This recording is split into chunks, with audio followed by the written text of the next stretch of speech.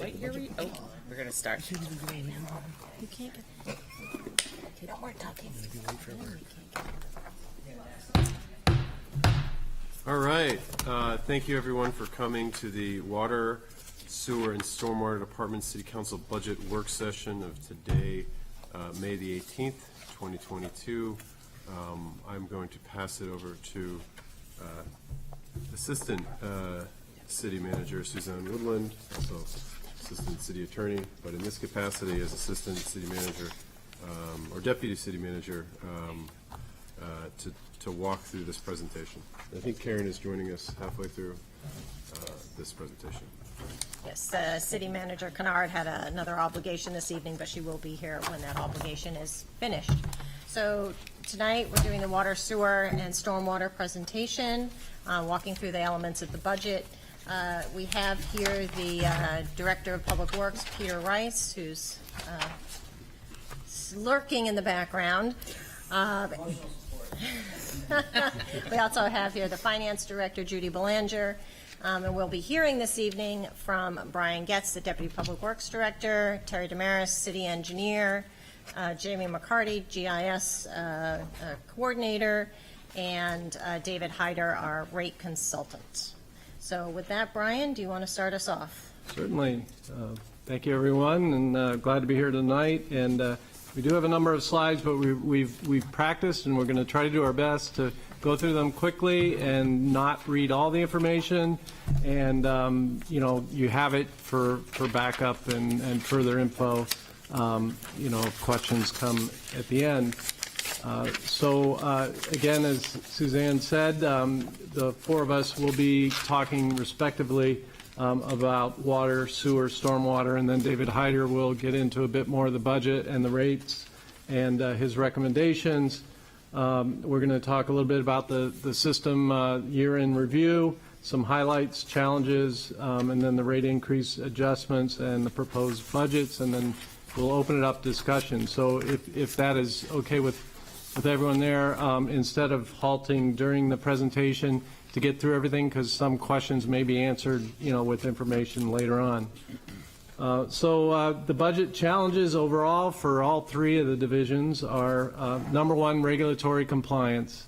A lot of just about, you know, everything we touch has some regulation to it, water, wastewater, especially stormwater now too.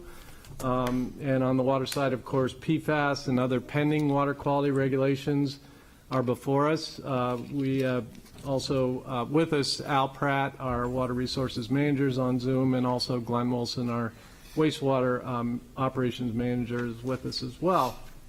So on the sewer side, Terry's going to discuss a little bit more about the new wastewater treatment permits. So we have both for Pease and Pierce Island, and then we are pending system upgrades at the Pease wastewater treatment facility.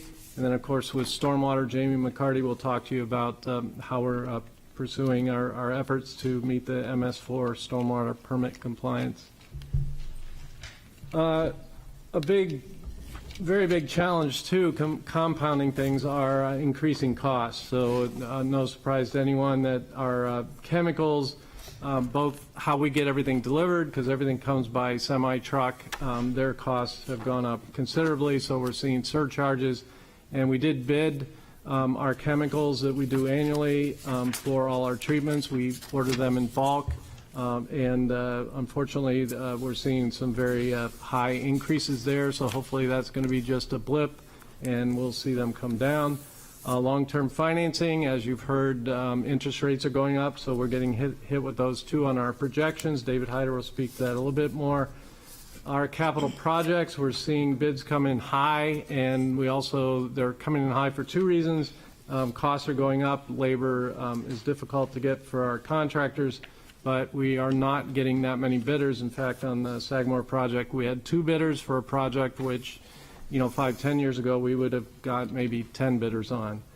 And then materials and supplies are having a long lead time. We're seeing upwards of 6 to 8 months for ordering pipe. So we're pre-thinking a lot of projects in that. Staffing, I know other departments have talked about staffing. We summarized where we stand Right now, just water, wastewater, stormwater, we have 8 current job openings.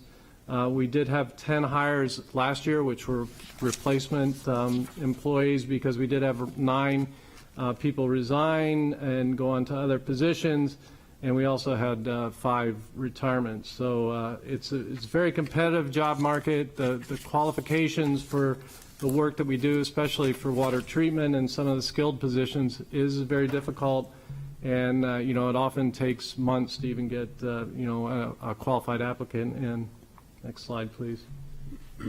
And aging infrastructure. So I know Peter Rice had this little curved slide, which really speaks to what we too, especially on water, wastewater, stormwater, deal with, aging infrastructure. And so we crunched a few numbers. We do still refer to it as the new Madbury Water Treatment Facility, but it's 11 years old. And then if you really look at that, age is one thing, but once you turn a facility like this on, it never turns off. So it's not like driving a car that you drive to work and then it sits and then you drive home.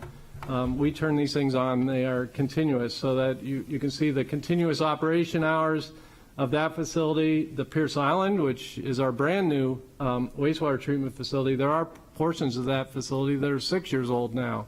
And then the Pease wastewater treatment facility was built in the 50s, so there's some aging equipment there that is 65 plus years old. And of course, we do have pipes in our system that are upwards of 100 years old.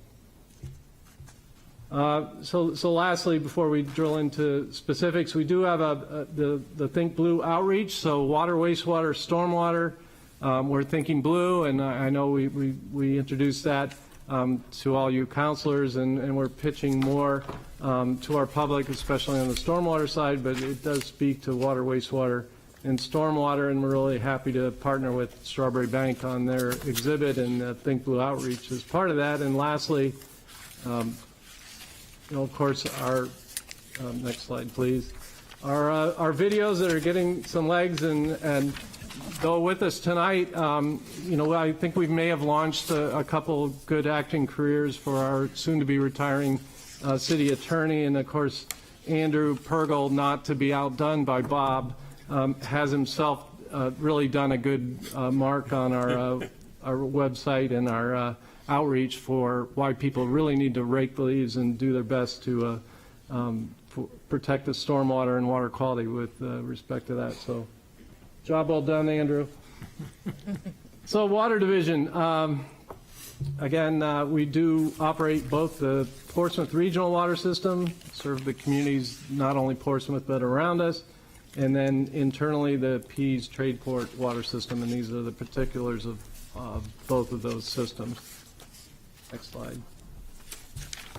So highlights this year, that little picture on the right is the new Pease Water Treatment Facility. We are in compliance with all the drinking water regulatory requirements, and we continue to respond and treat the Pease Tradeport contamination. And as that system was put online and commissioned in April of last year, and then the Haven Well, which has been on since August of 21, and things are still running very well performance-wise. Next slide. One thing that is good, offsetting some of the costs that we're seeing increasingly, we do have agreements with the Air Force, close to $800,000 in this year's budget that we are going to get as reimbursable from them, because these are additional operating costs for running that facility. And then we recently were awarded through the infrastructure monies a Little Bay water line replacement, and we also have $50,000 coming to us for the pressure study, and we are pending to get some monies to help us both on water and wastewater with cyber security. Next slide. Fortunately, we did get through the drought. When I spoke here last year, we were really looking at some very dry conditions. They fortunately were abated a bit by July's rains, and then in October, currently right now, we are looking fairly good, but it's always day to day, and May, though we've had a couple little storms, it's kind of fairly dry, but we're pretty good. System pumpage, now we averaged our lowest in 40 years. Now this is just the water we pumped into the system. water sales remained steady. So it wasn't the lowest in 40 years as far as went through customer meters. And I've got a slide coming up here that will kind of describe that. Next slide, please. So here's that sales trend. So these are the last 6 years and projected for this year. And as you can see, they're fairly steady, down just a little bit, but no particular trend that is showing a decrease in sales. And then also there was a big question. I know David Hyder, our rate consultant, has been working with some client communities of his that saw a big drop during COVID of water use. We didn't see that trend ourselves. Next slide. So here's that differential. So the blue is what we pumped in the system. The green is basically sales and other metered and accounted for use. So you can see how those two bars are coming together. And next slide will show you why this is the case. We've done leak detection. We've done some major meter upgrades. A big kudos to our meter crew, and a lot of system pipe improvements. So the capital monies and the increasing costs to our system don't go without some benefits here. And a great benefit is that we are able to pick up and fix pipes that could be causing us to pump more water than we need to. Next slide. And here, just some, this is our meter crew on the left and our regular work crew on the right, just doing the day-to-day work they do. And here's some of the numbers you can see that are really pretty impressive when you think of what one work order can add up to when you just do it over and over again. So we've really been out there and stepped it up with respect to really tracking and monitoring the system. Next slide. And also, too, we're very happy about how things are trending with our water efficiency program. This is a graph which is showing continued downward trend in use per customer. So we do have more customers on our system, but per customer we're seeing less use, especially the residential. Next slide. And we always like to pitch that, part of this is our rebate program. So we have issued over 1,000 of these rebates to date. So any customer that's got an old toilet, they can be replaced with a new low-flow efficient toilet. You get a $100 rebate and $150 for a high-efficiency washing machine. And again, these are benefit to the system because, a gallon saved is less expensive for us than to find an additional gallon and treat it and put it in the system. Next slide, please. And lastly, we are or not lastly, second to last here, we are continuing our efforts of source water protection.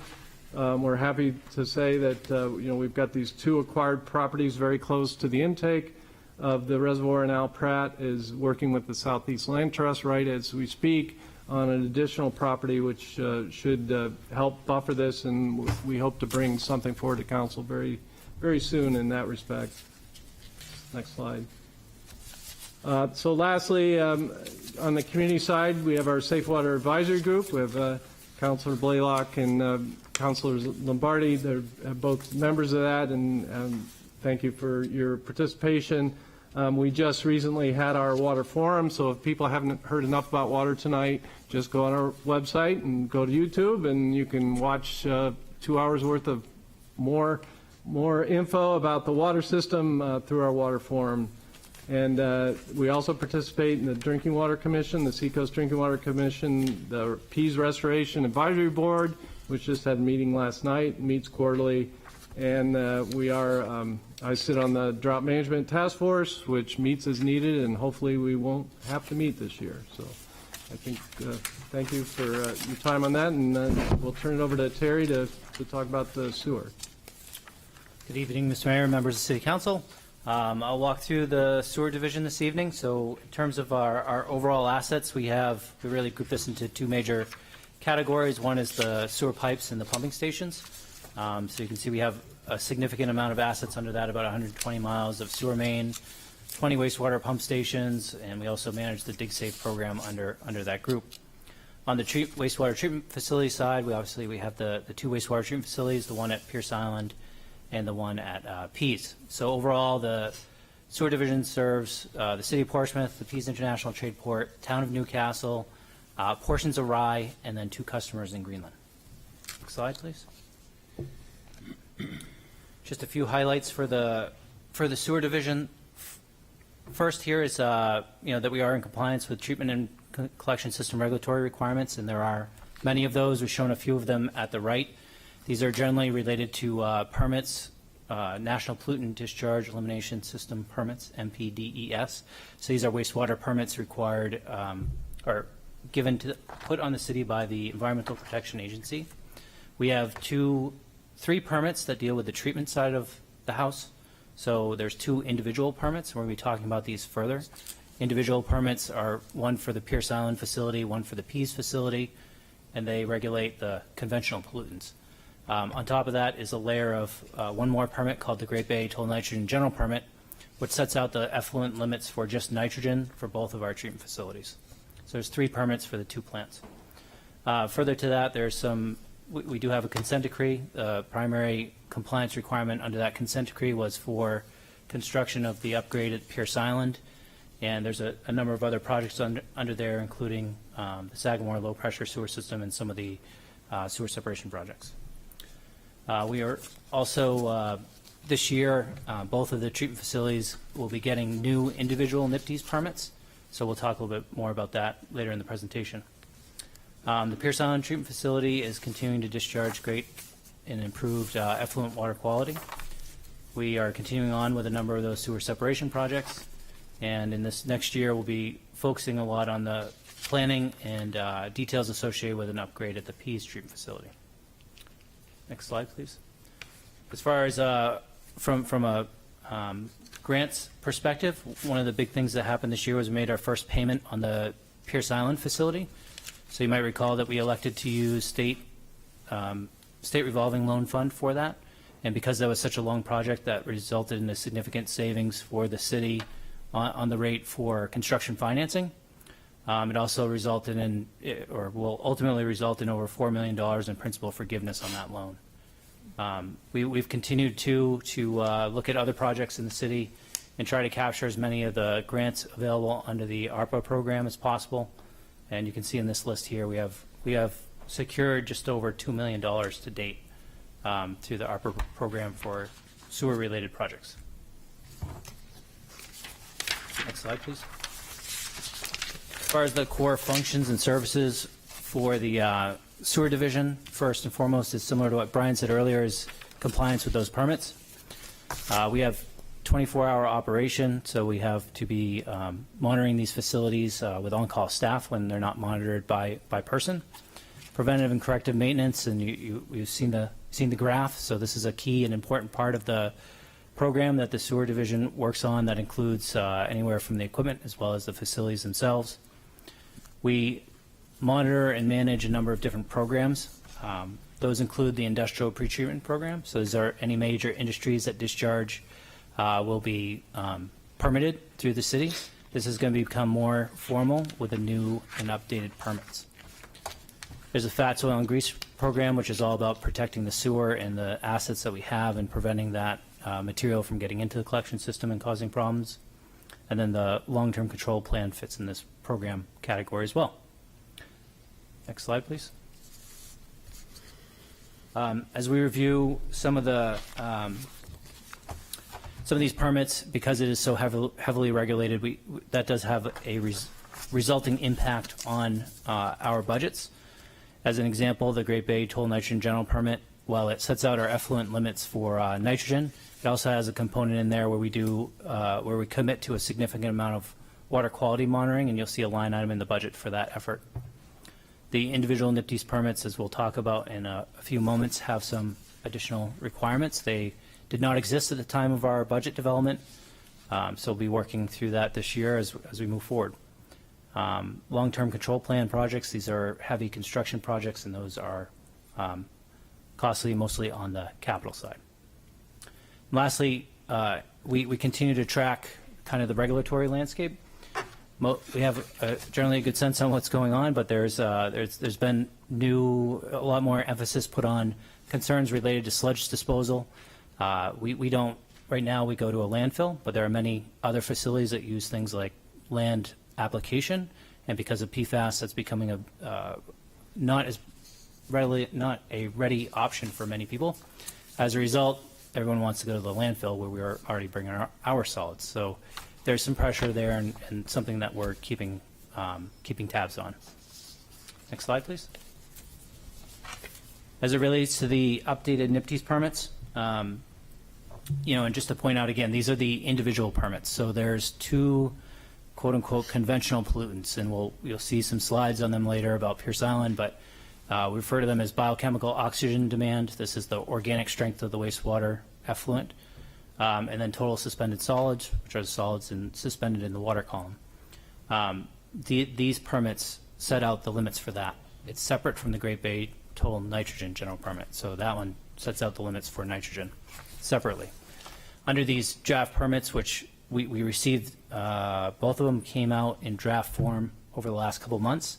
As a matter of process, they come out in draft. They sit for a month to 6 weeks for the opportunity for anybody in the public to comment on them.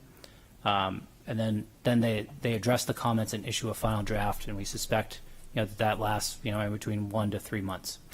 So we just issued comments on the PEAS permit, on the draft PEAS permit. We're working on comments for the Pierce Island draft permit. But as we look at this as a whole, the things that were most market or most new really were the increase in kind of volume and frequency of testing requirements. So a lot of the testing requirements that we had previously, we're going to have to test more frequently, almost double. And then there were added additional parameters that we had to test for. There's a lot of, with the new programs that are in here, there's a number of added time-based deliverables. So there seems like there's a lot of deliverables through the course of the 5-year permit period. And lastly, there's some additional programs in there. There's a collection system operation and maintenance program, and then there's the industrial pretreatment program. So this is, we have an informal program now. This will require that we do a formal federal program that gets put into our ordinances, results in a significant change in terms of the number of site inspections we have to do, the amount of documentation, and we have to do sampling of all the sites that we permit. It will result in, and you'll see in the staffing that we have need for additional staff members to support this program and requirement. Next slide, please. Just going to briefly go through a number of our major projects. So Pierce Island has been operational for a little over a full year now. We've won a number of engineering and construction related awards for this particular project, and it's performing very well, as you'll see on the next slide. Just go back one, if you don't mind. Thank you.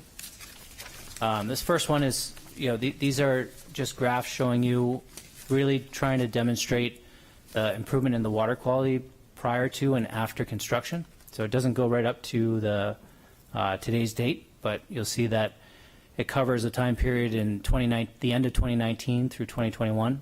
We started the facility up in January of 2020, and you can see the significant drop in these lines, and that's because we're removing a lot more contaminants from the wastewater. So this one is biochemical oxygen or biological oxygen demand, and on average we're removing about 2,000 pounds a day more than we did previously. And we're discharging from a concentration basis down at about 10 milligrams per liter. Our limit is 30. Similarly, on the next slide, we have total suspended solids.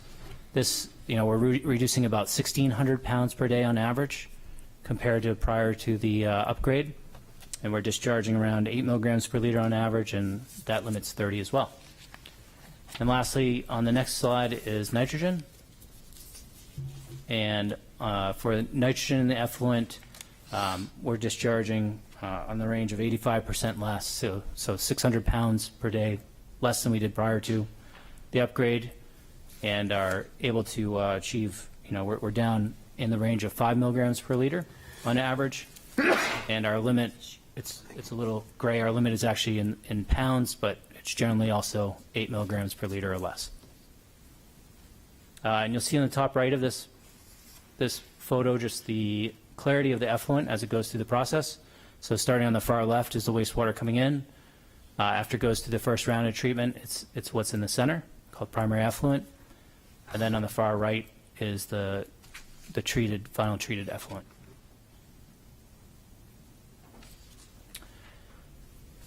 And as I mentioned earlier, our next, over the course of this year, we'll be talking a lot about the Pease Wastewater Treatment Facility.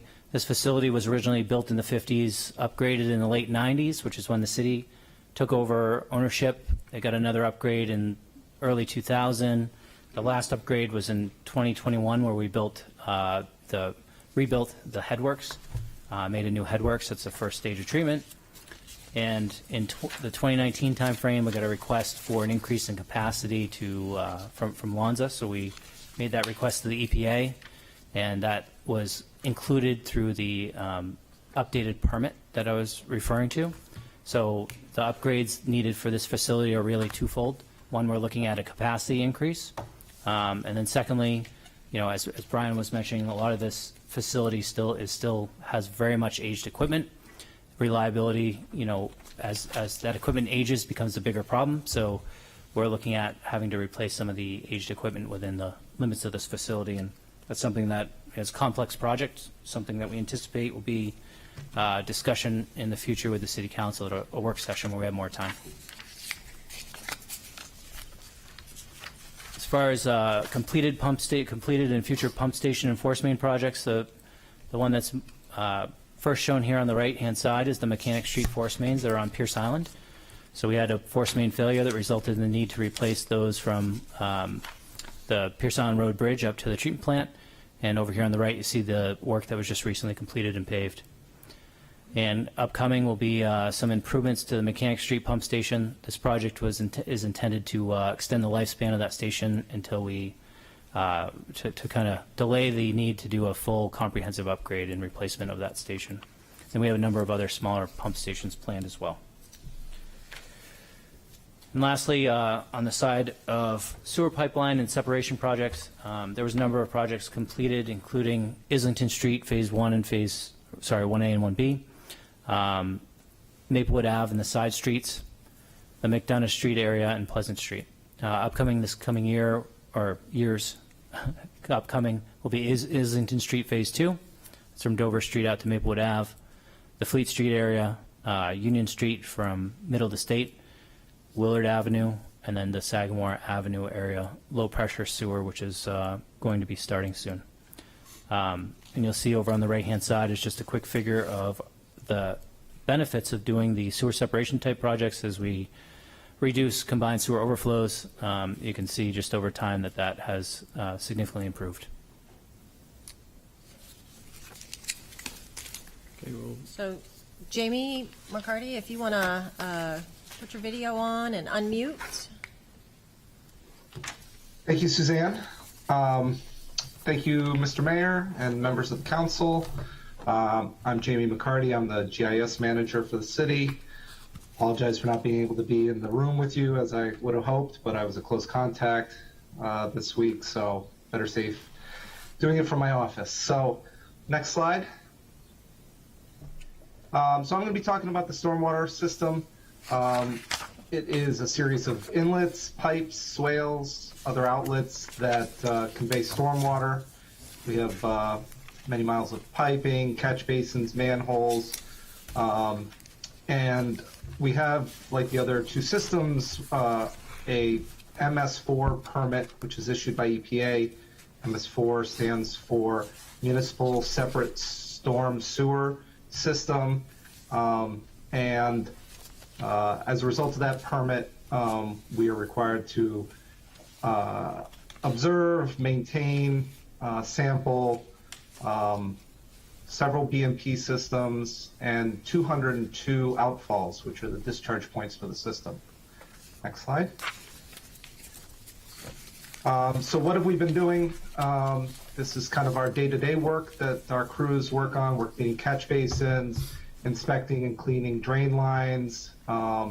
Street sweeping is a key item for stormwater maintenance. The leaf collection, as Brian mentioned earlier, is another important item. And I'll take a moment here to mention that, in this next year, we're going to be doing more enhanced street sweeping, looking to post parking restrictions on certain streets so we can really do an efficient job in cleaning streets. So, next slide. Because the city only controls about a quarter of the land in the city, we really work to do a lot of public outreach to the public to encourage people to do the right thing in how they deal with stormwater. So twice a year we host a household hazardous waste day. The next one is actually this Saturday, so if you have any hazardous waste, bring it by Public Works. Every year we put out a Scoop the Poop flyer with our dog licenses. This last year we also focused mailers to residents on how to handle leaves and yard waste, lawn watering efficiency, and then we're also targeting businesses and developers, encouraging them to use low-impact development techniques as suggested by our site regulations, and to hire Green Snow Pro contractors for their winter operations. Next slide, yeah. Another big initiative for this last year that we implemented was our stormwater treatment tracking application. It was developed by DES and UNH. We hosted a training session here at the city, and that's because we've made it a requirement of our site plan review regulations. And not only are we requiring new site plans to submit this report on how much stormwater is being treated on their sites, but we've also done a full inventory of our city infrastructure treatment devices and produce these reports for ourselves. Like I said, it's a program that's hosted by UNH, and it's also helping us with compliance with our Great Bay total nitrogen permit. Next slide.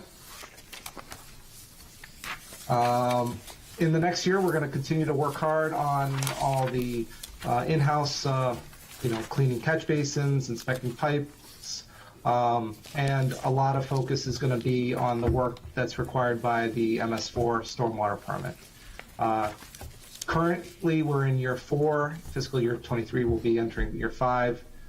It's going to be a lot of continuing to conduct these wet weather outfall screenings and sampling. So we are required to do a wet weather inspection. So for us, that means generally, we need rainfall of more than 1/3 of an inch. We go out in the weather by the end of the permit, we have to have visited all 202 of these outfalls and collected samples, analyzed them for certain stormwater related parameters. Last year we conducted over 50. We're not quite done yet, so that number will change, but 50 sampling locations. Next year we plan on doing the same. And one of the great benefits of the Pierce Island Treatment Facility is that we're now able to move that analysis from contracting it out to a local laboratory to be able to do it in-house at the new Pierce Island Treatment Facilities lab. Another big labor effort is after we've taken these samples at all the outfalls, we also need to look at the catchment upstream of these outfalls and look for illicit discharges to them. And we'll also be implementing our salt reduction plan, which you can read about on our stormwater page on the city's website. Next page. So we strive to be a leader in the area. We contribute, and we've been a longstanding member of the Seacoast Stormwater Coalition. There are representatives from DES, as well as a couple dozen other New Hampshire municipalities. Occasionally, we work with some of the other New Hampshire stormwater coalitions throughout the state. And myself and our staff have participated in several subcommittees, which help to make the work that we do more efficient by working together with these communities to share our efforts. Next slide. So that's the end of my presentation. Brian will take over and speak a little bit about our feasibility study for a stormwater utility. Thank you, Jamie. So lastly, on the stormwater side, I know we've briefly mentioned in some other meetings when we've touched on stormwater, that this year we're going to endeavor to do a feasibility study on developing and putting together a stormwater utility. Our technical team is VHB, who has been working with Jamie and our staff and ourselves on the technical side of compliance and needs there. And Stantec, David Hyder, who's with us tonight, is going to be working with us on developing a rate structure and how the fees would be put together. And we do anticipate bringing all this forward to council later this year in some work sessions. And on the right, I won't go into full detail, but there are some great benefits of putting a utility together.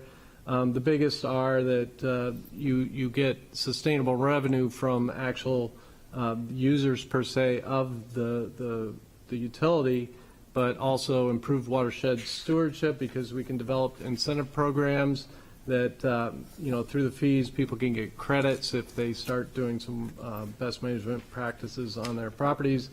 And again, as mentioned before many times, the part of the Great Bay Total Nitrogen Permit is that we do explore this as an option. So one last slide on stormwater. So utilities overall, just this is a good snapshot of the country, and the dots keep filling in. We're maybe close to 2,000 of these in the country, but stormwater utilities are not really that uncommon. They're just uncommon in New England and New Hampshire especially. There are currently no stormwater utilities in New Hampshire. We do know Dover, Concord are both exploring that option, so we can see how they progress. And in New England, just recently, there are the states around us, Massachusetts and Vermont, that are doing that. So, thank you. And we're going to turn it now over to David to finish up here by getting into the numbers and our rate projections and budgets there. All right, thank you, Brian. Yes, so good evening, Mayor, Council members. It's my job now to talk about how we fund all of these good things that you're doing with water, sewer, and stormwater.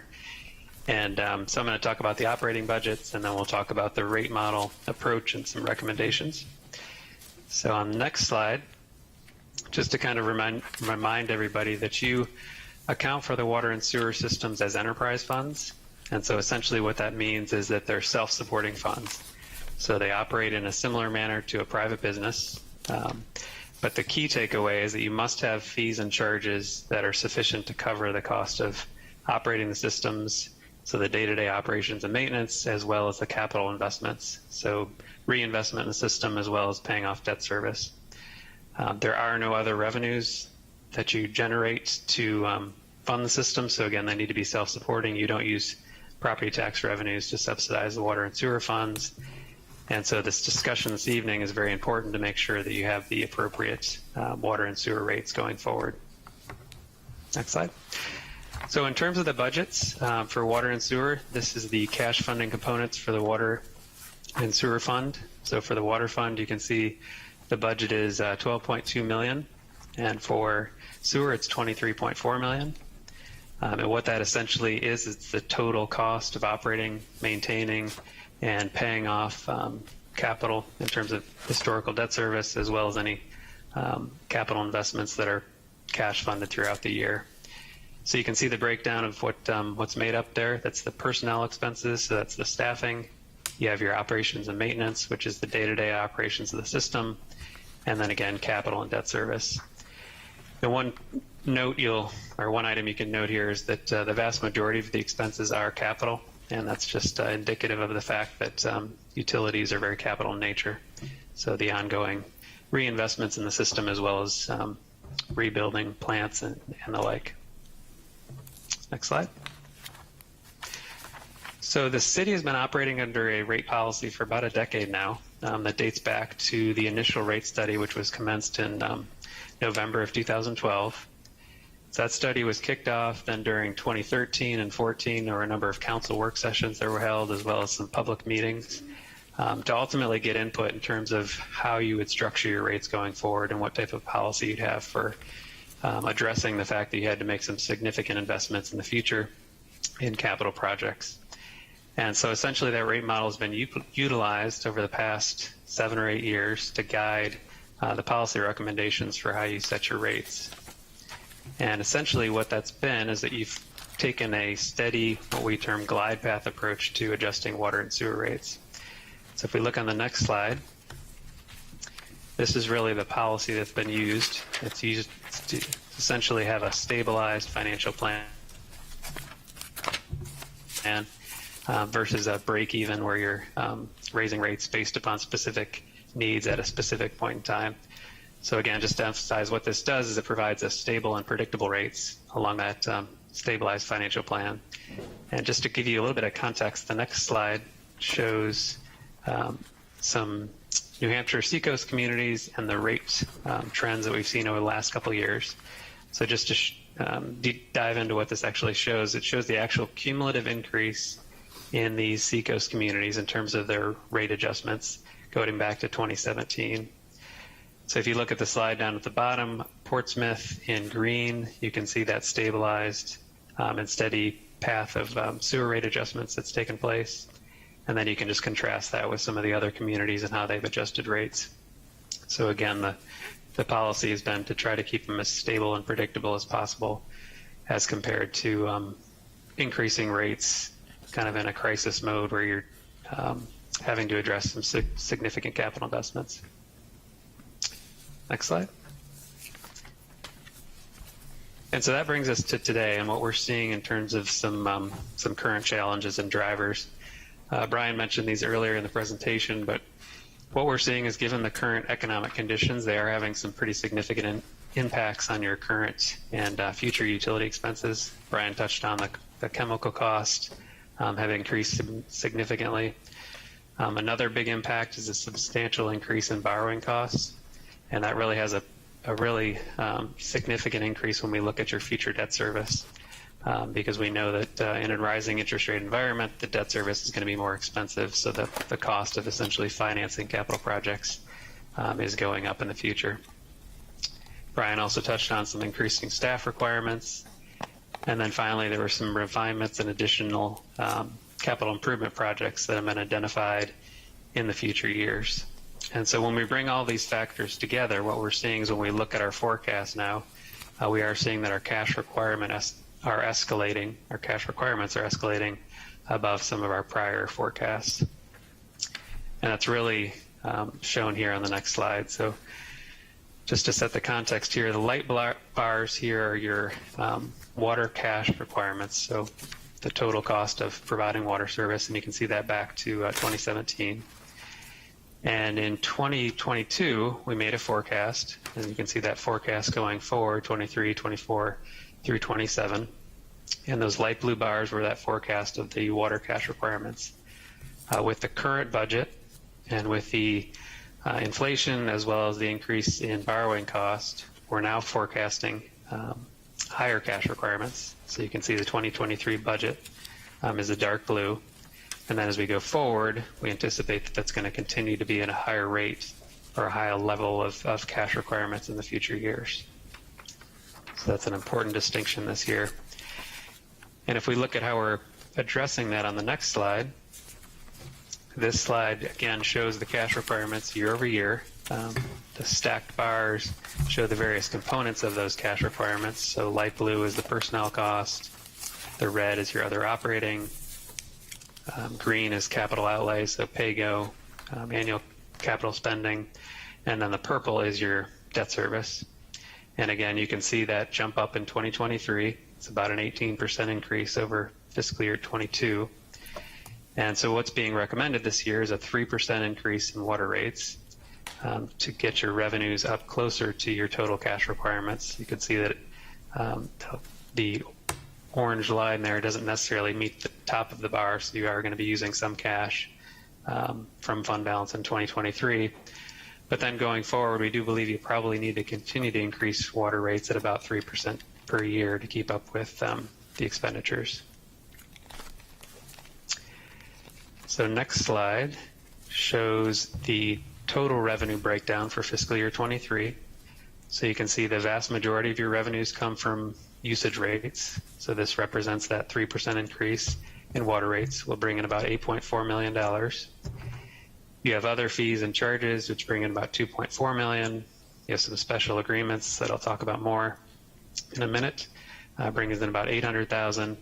As I mentioned, we will be using some net position or some balance within the water fund in fiscal year 23 of about $500,000.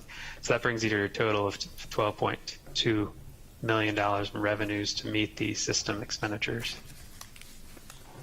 Next slide. And so what this looks like for fiscal year 23 in terms of the actual water rates, these rates are 3% higher than the fiscal year 22 rates. And just a reminder in terms of how you charge for water service, the first 10 units that you use per month are charged at one rate. And then if you go over that and use more than 10 units per month, it's charged at a higher rate. So the fiscal year 23 rates for the first 10 units would be $4.54 per unit. And just a reminder that a unit is 748 gallons of water. And then the second tier rate is $5.46. And again, these are 3% higher than your current fiscal year 22 rates.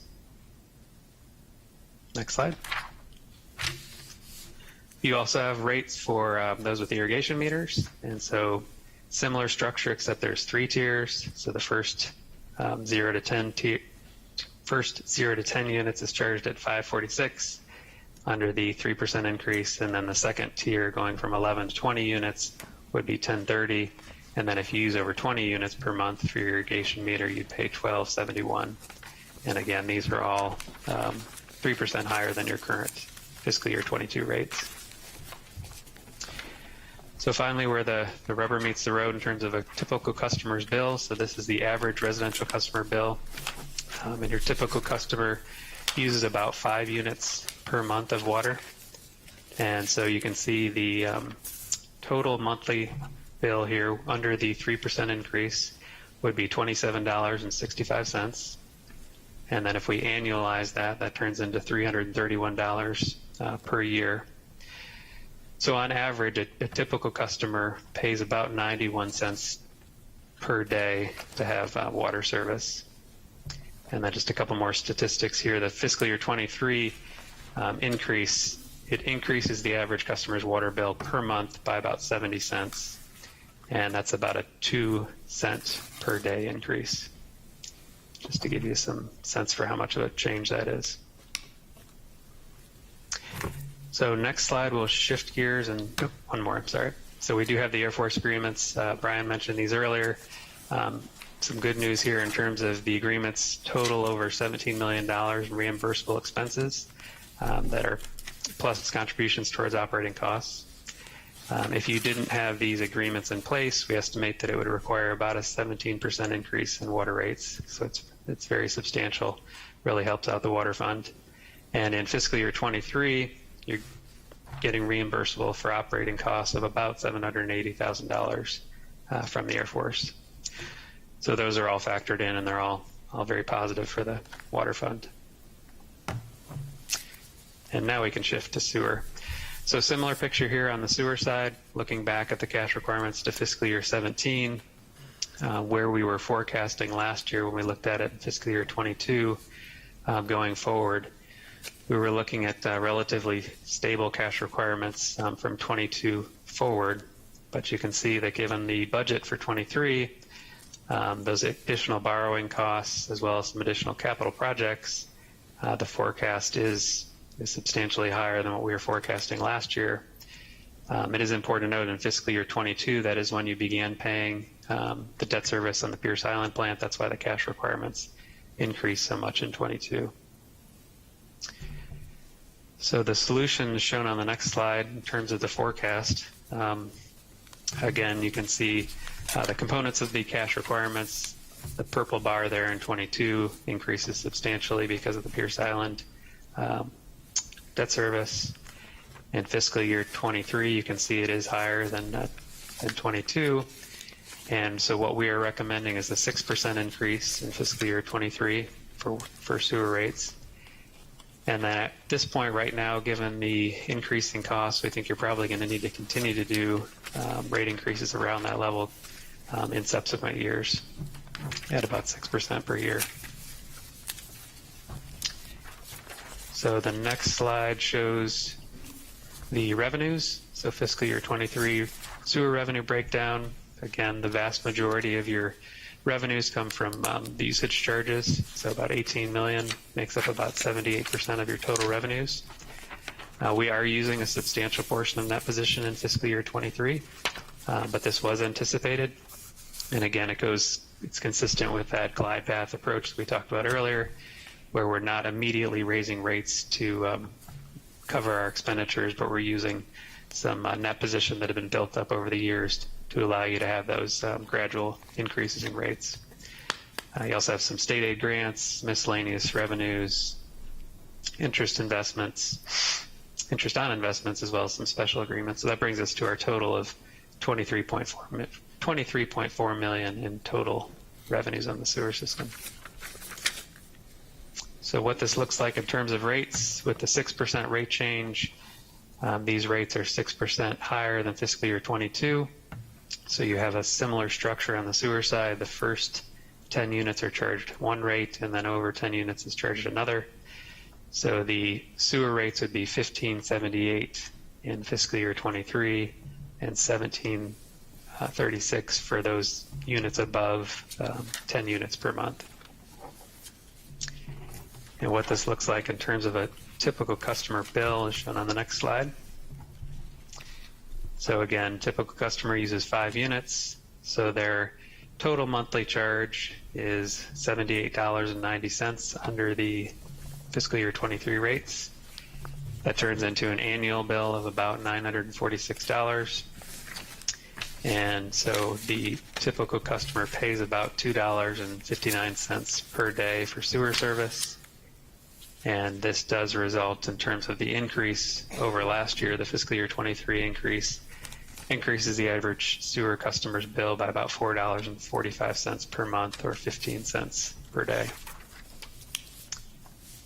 So I believe that concludes this section. Thank you, David. There, Thank we're you. done. Appreciate the presentation, the speed that you went through it, but still could follow along with everything. So it's a lot to get through. I'm sure there's some questions. I would like to just start off with one opportunity to maybe explain this overflow event that happened recently. And I don't know if it would be Peter that would be explaining it, or Terry. Terry, you want to take a crack at just explaining that before we jump into some questions, because I know some folks had an interest in that. Sure, we want nitty-gritty details? Yeah, I think it's helpful to, we don't need to spend a half hour on it, but I think understanding, how something happens, maybe getting into the SCADA system a little bit for us as a council to better understand all the different components that go into, kind of making sure that the systems work as they do, and why, there's opportunities always for improvement in those systems. Sure. Well, I can, I think there was, so this all started around May 6th. So on May 6th, we have a SCADA system. For those that are not familiar, it's called the Supervisory Control and Data Acquisition System. So it's constantly pulling our equipment for information that sends it back. Connected with that system is also an alarming system. It's all electronically controlled. It runs through Ethernet, and in the afternoon of Friday the 6th, we had a shortage of that system. So the telemetry was not working. We weren't able to get alarms to the on-call operators. So if you weren't here, you wouldn't be able to have an alarm condition. So this condition, the situation only occurred as a result for the collection system and the pump stations. So our other facilities, the treatment facilities, were working fine. So as a response to that, that there's a couple options that you can look at, but we have in our particular system, the situation that occurred was at Mechanic Street at the pump station. So in our particular situation, Mechanic Street pumps all the wastewater to Pierce Island. So as a backup to any alarm condition that couldn't be seen at Mechanic Street, you had Pierce Island because it'll tell you if there's no flow. So there's a whole separate system up at Pierce Island. It's constantly measuring stuff. So if there's no flow there, you get an alarm that says, hey, there's a problem. So that's, each one of our facilities has these different systems. So there's a benefit that we have these different layers of alarming conditions. Further to that, out in the collection system where we have combined sewer overflows, there are, those overflows are just a pipe, that discharges out to the water body, and there's a control structure, we call it, which essentially is a wall. Now that wall prevents the water, normally routes all the wastewater to the pump station. If the pump station stops, it builds up and there's alarms in there and it says, hey, we're having a combined sewer overflow event. Under normal conditions, that happens during wet weather. So in this particular case, what happened was a failure occurred in the electronic components of the pumps at Mechanic Street Pump Station. So each one of those pumps has a electronic component called a programmable logic controller. It's a computer. It's constantly pulling data back and forth through wires, and it says, hey, speed up, slow down, tells it to turn off, tells it to turn on. In this particular case, there was a fault in the communication portion of that unit. And if we were normally getting alarms, they would have said, hey, there's a problem with that computer. We weren't getting alarms. So as I mentioned earlier, our second backup was Pierce Island, right? So when this particular fault happened, it continued to send the last flow signal. So it didn't go to zero. It was constantly telling Pierce Island that it was sending an electronic signal that flow was going. So we never got the alarm condition at Pierce Island. So there was no opportunity for someone to say, hey, there's a problem. So the next layer there is these combined sewer overflows, where again we have this other alarming system, and that's cellular based. So we received alarms from that system when the water built up to the point where it's just about ready to discharge. We start to get these alerts, and further to that, we have the alert set up that it's either a wet weather alert, which is a permitted activity through our permit, or if it's dry weather, it says, hey, there's a dry weather problem. So that's a bigger concern. We dispatched staff out there, and within a half an hour, they were pumping the system down. But there was some water that made it over, about 35,000 gallons, that made it over and discharged out during dry weather from the structure. So, and as it goes with any of these, we have to notify. We immediately call the Shellfish program with DES. We call EPA, and we call the Wastewater Bureau at DES. So I notified all of them on Saturday, immediately after the event, and then we follow up from that. In our follow-up, we've instituted a number of additional layers of protection for the short term. Long term, the Mechanic Street Pump Station, as I was mentioning, is in need of an upgrade. We could certainly improve on the electronic and mechanical components there for reliability. That will fix some of the situation that occurred there. But in the short term, we've put in some other cellular-based systems there so that we have a backup in case we ever have a situation like this occur in the future. Thanks, Terry. I don't know if there's anything that you could add to that, but Suzanne, please. I won't hit the technical.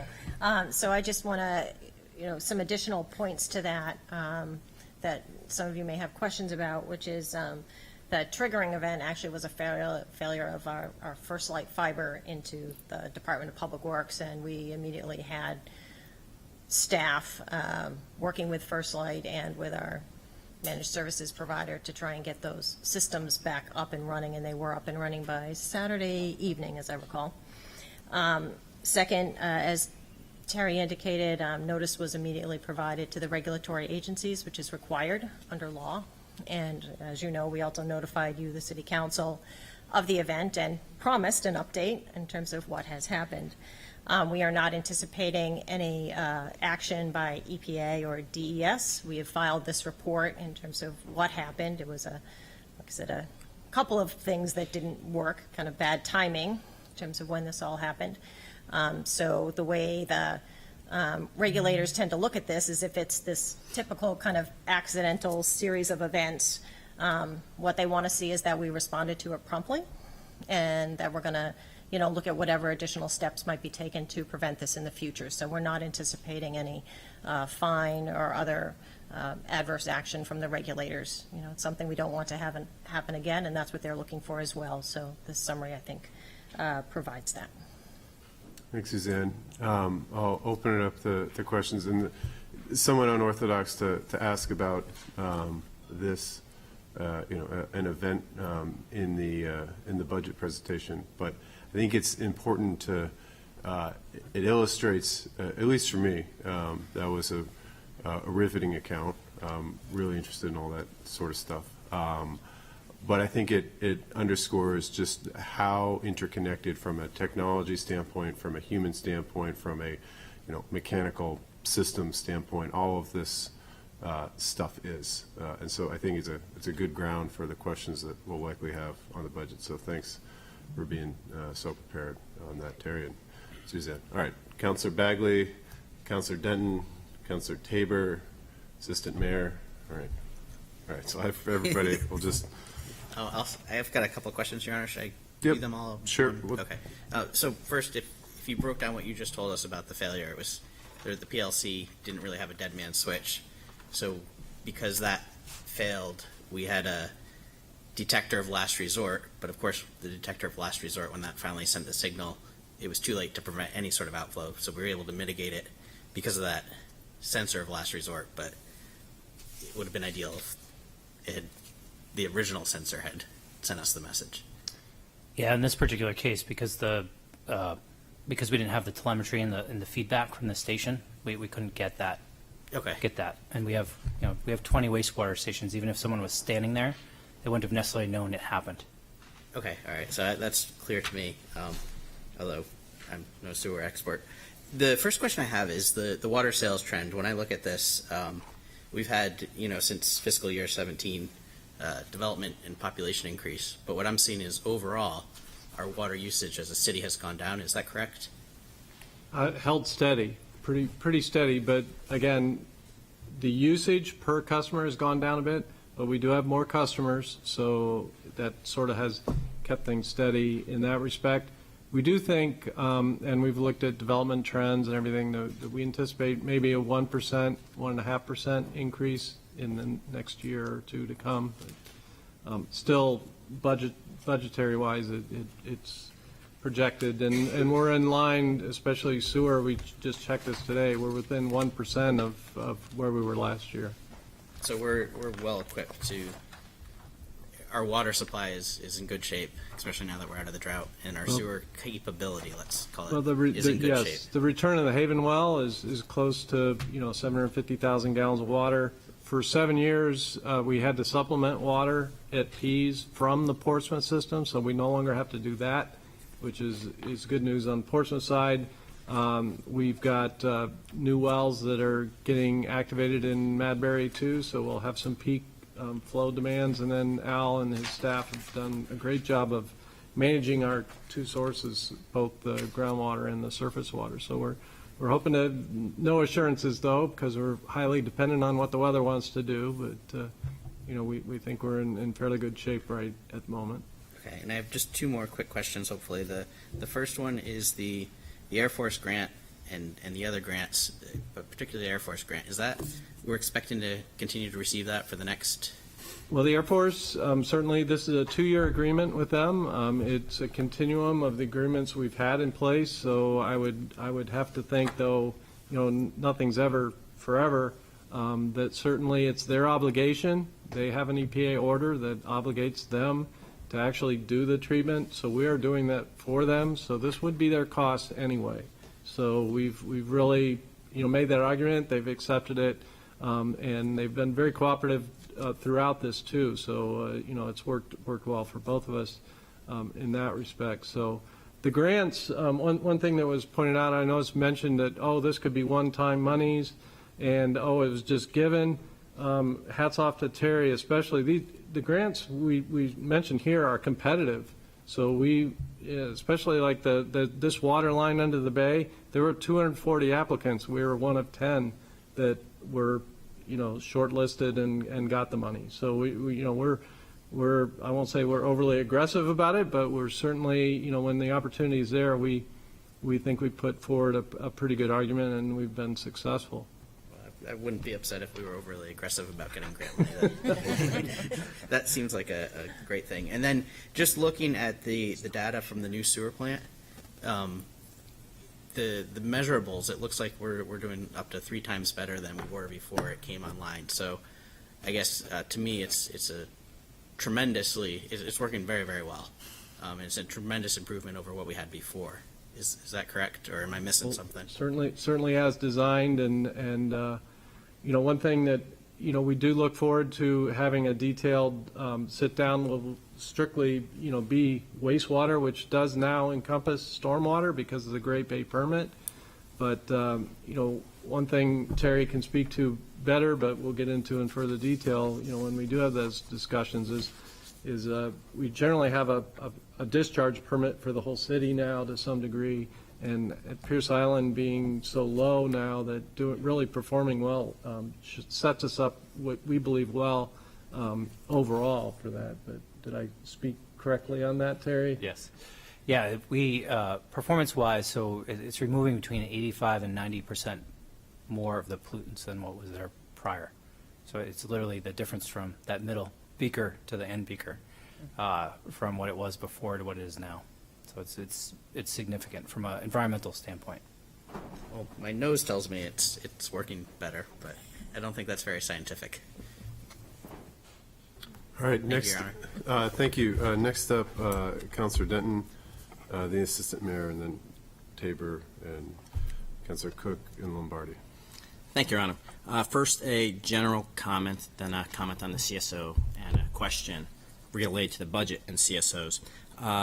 General comment, I'm excited for the development of a stormwater utility and essentially incentivizing good behavior for people who take care of stormwater runoff.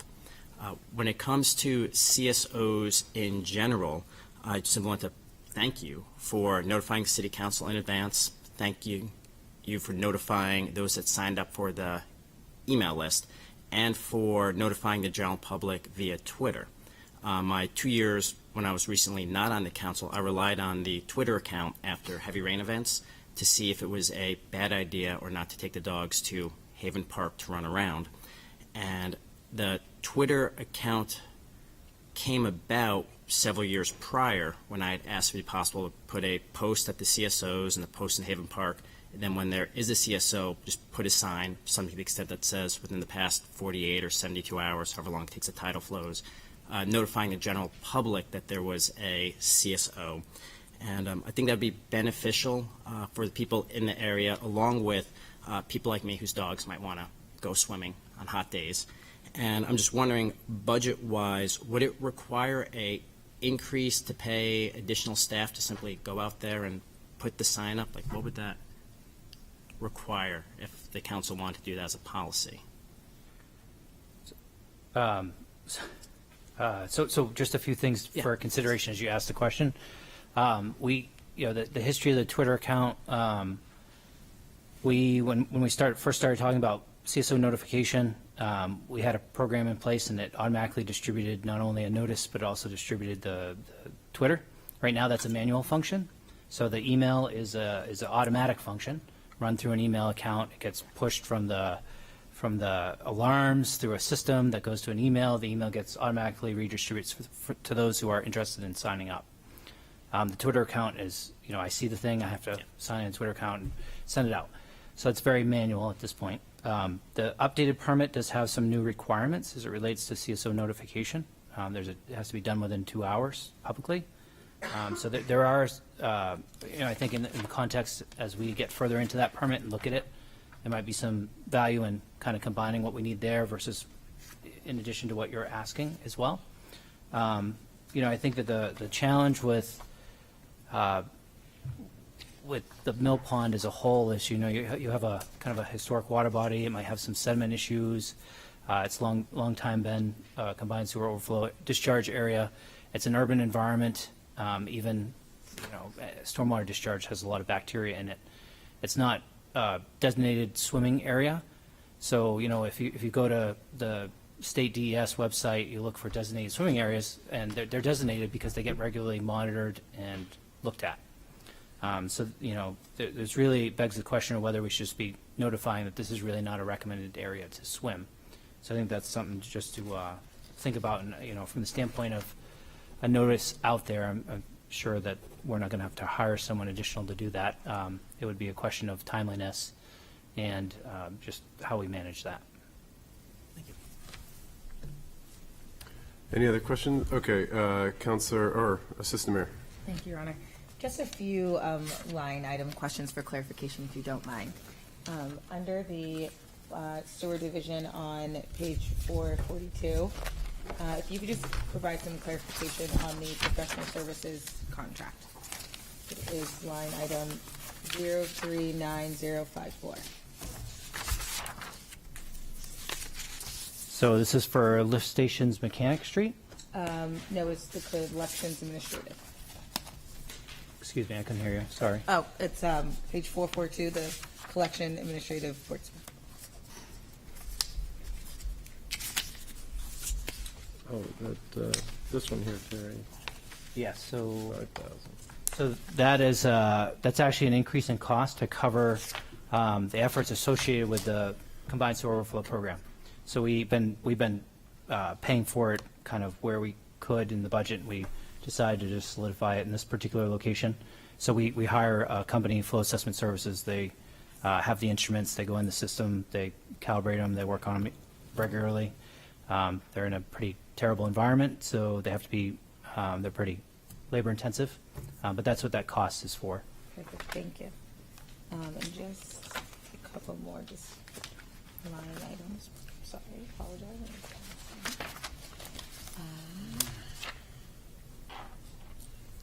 On page 422, under the distribution meter, under materials, we see a pretty large increase when I look at, obviously we don't have the actuals from 22, but we've been budgeted the same, pretty much the same amount, and the actual for 21 was, a little over 60%. So I'm just, if you could just explain, if we know kind of where we are year to date this year. Certainly. Well, this line is very interesting. You would bring this up, and good catch, I guess.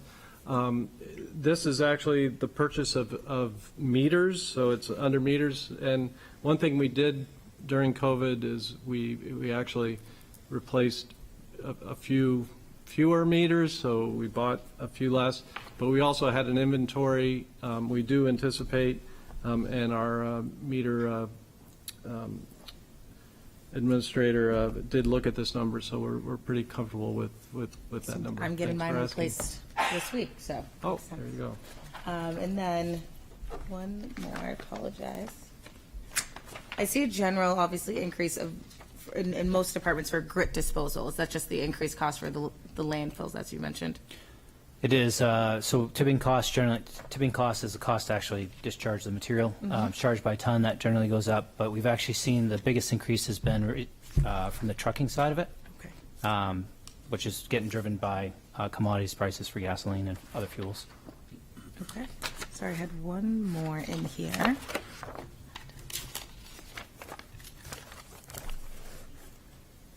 Oh, I think that was the last one. Thank you for those clarifications. Thank you. Counselor Tabor. Thanks, Your Honor. Couple of questions. The staffing changes that you wanted to make, I wonder if you could speak to those. We're adding a water technician, and we're adding a pre-treatment specialist in Brian's area. Could you just explain the rationale for those and what would happen if we didn't do those? I can, I'll speak to the first one, Counselor. The SCADA tech, so we've spoken a lot about the systems that control and operate our systems. We have a SCADA department now. We have a SCADA manager, and initially it was just him. So he kind of sort of ran all these systems, and he worked with contractors that did a lot of other work, such as wiring and upgrades and programming. We then, a few years after he was hired, we brought in a technician who assists him. We then, with the Pierce Island and the complexity, I think, we've got some numbers on the amount of controls and electronic controls in that system are compounded greatly. So the work and the effort, the calibrations and that, so we brought in another technician. They have also started to work throughout the city, so they've, as community campus was coming online and some McIntyre building, they kind of do work there. They track that time and everything. So they have a backlog of work. When the backlog really builds up, we have to hire contractors to come in, which is more expensive, it's more timely. So certainly, this is also a split, so 50% of the wage would be out of the water division, 50% out of sewer. And, we're fully, comfortable with asking for that additional staff member because they pay off in greatly in what we get out of it as far as the workload. And then improvements such as we're talking about, all the backup systems that Terry talked about, we worked with our SCADA team to actually develop those for this, the Mechanic Street overflow. The other one I believe you're referring to was on the sewer side for the pretreatment coordinator? Correct. So as I mentioned, for the individual permits that we just received in draft form, both of them require that we institute this federal industrial pretreatment program. So this person would be in charge of implementing that program. There was, we've known that this was coming because of the size of the facility and the nature of the facilities as well.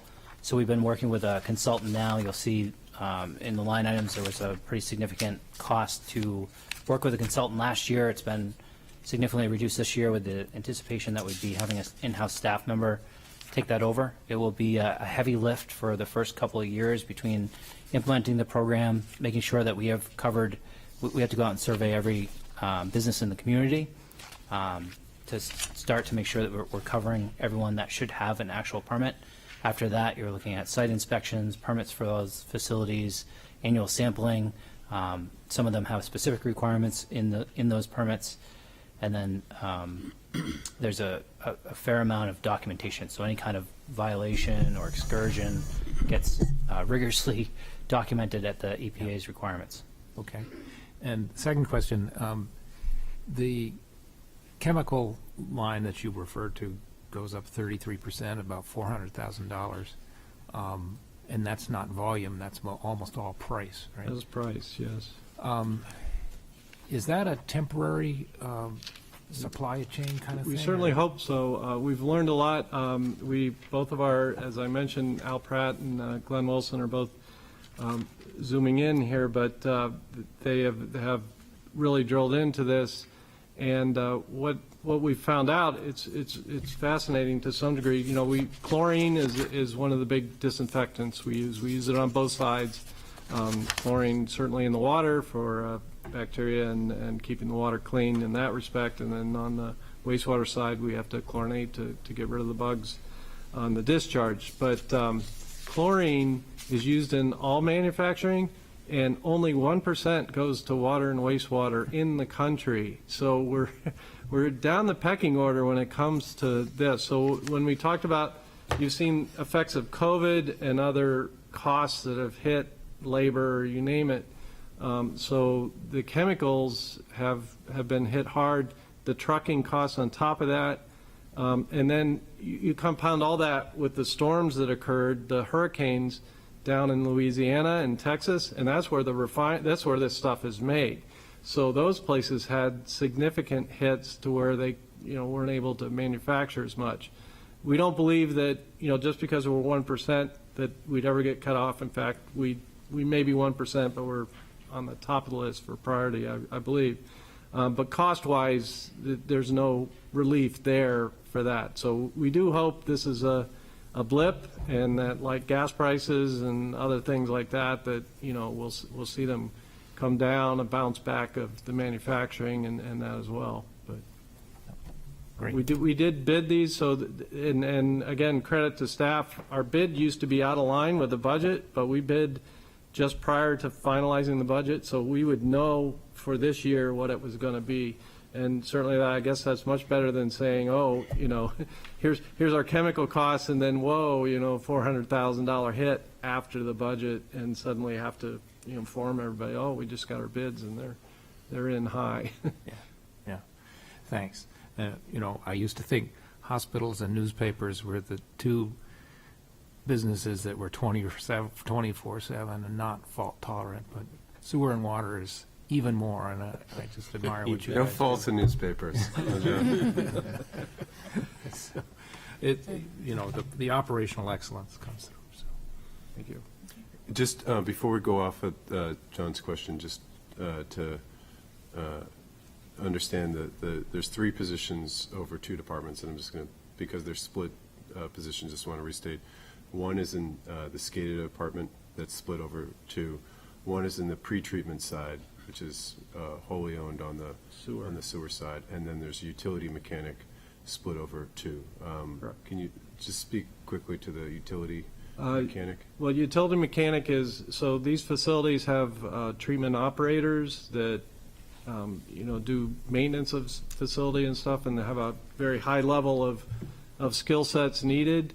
And the day-to-day work, when we talk to them, number one, we're having difficulty acquiring and getting, new operators in the door. We're actually down staff, both on the water and the wastewater side there, so we hope to be able to staff up very soon.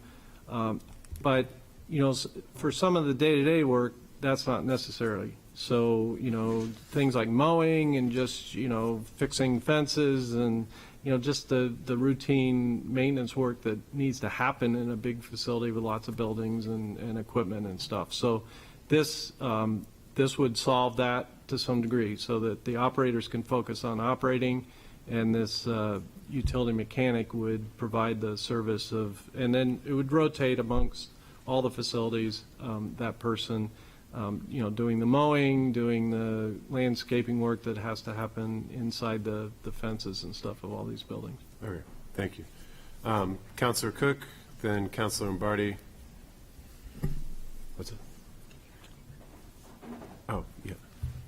And then Councilor Blaylock, and then we'll go for second bites of the apple, the Assistant Mayor. All right. Thank you, Your Honor. So I think I want to first preface this by saying thank you for the very good planning that went into preparing for nitrogen permitting. I say this as a former resident of Exeter, so I understand very much the planning that took place in order to keep rates at a steady level, a steady increase, because communities that didn't have that level of preparation really saw huge increases in their costs for water and sewer. With that said, and the debt service coming online this year, I guess my question is how long do we anticipate to have such a high level of debt service that's impacting the sewer rates in particular?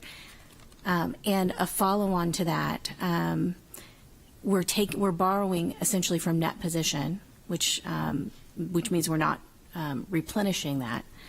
How long do we anticipate the net position to be sustainable in borrowing from net position? Because it looks like with the current rate projections, we're still going to be falling behind for about 5 years at least.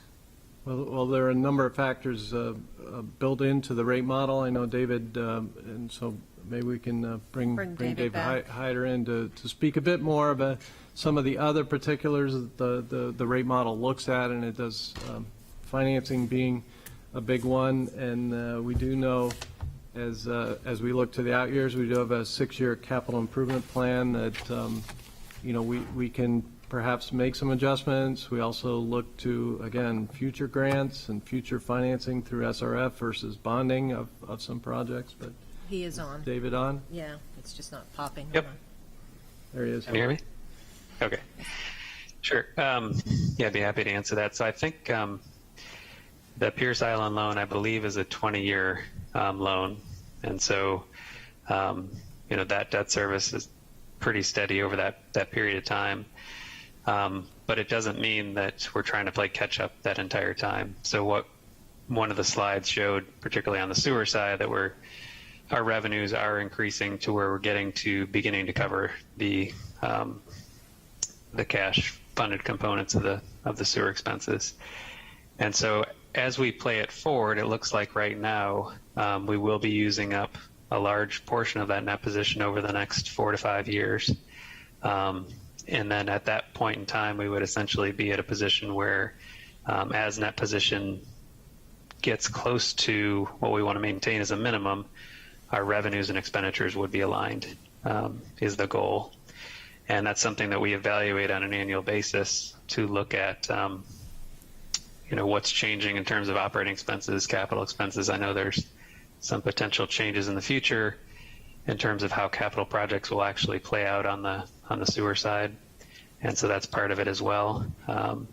And so one of the things that the city doesn't do is adopt a multiple year rate plan. You're evaluating this on an annual basis to make sure that you're able to adjust course as need be.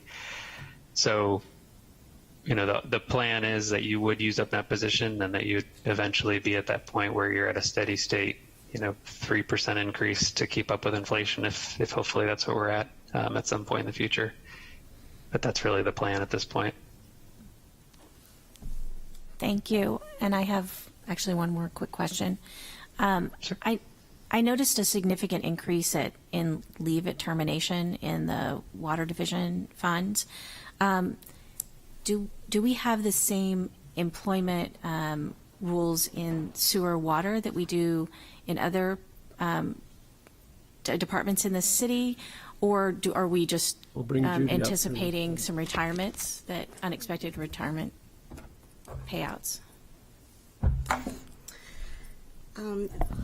So with the leave at termination for the enterprise funds, we do not have the same stabilization fund that we do for the general fund, because it's actually on a full accrual basis of accounting. So when we close the books at the end of the year, we have to see who actually left and make an adjustment and expense that at that time. We did up it this year because we are seeing that there may be some individuals leaving, just keeping up. But unfortunately, we can't implement that kind of stabilization fund with those. Thank you. All right, next up, Councilor Lombardi. Thank you, Mayor. I think most of my line items have been addressed, so thank you for that. The one thing I did see on the budget and rate summary in the water division is property tax, and I'm just wondering what that is. You point to the page. It's 411. We may have to bring Judy back up Judy. for that again.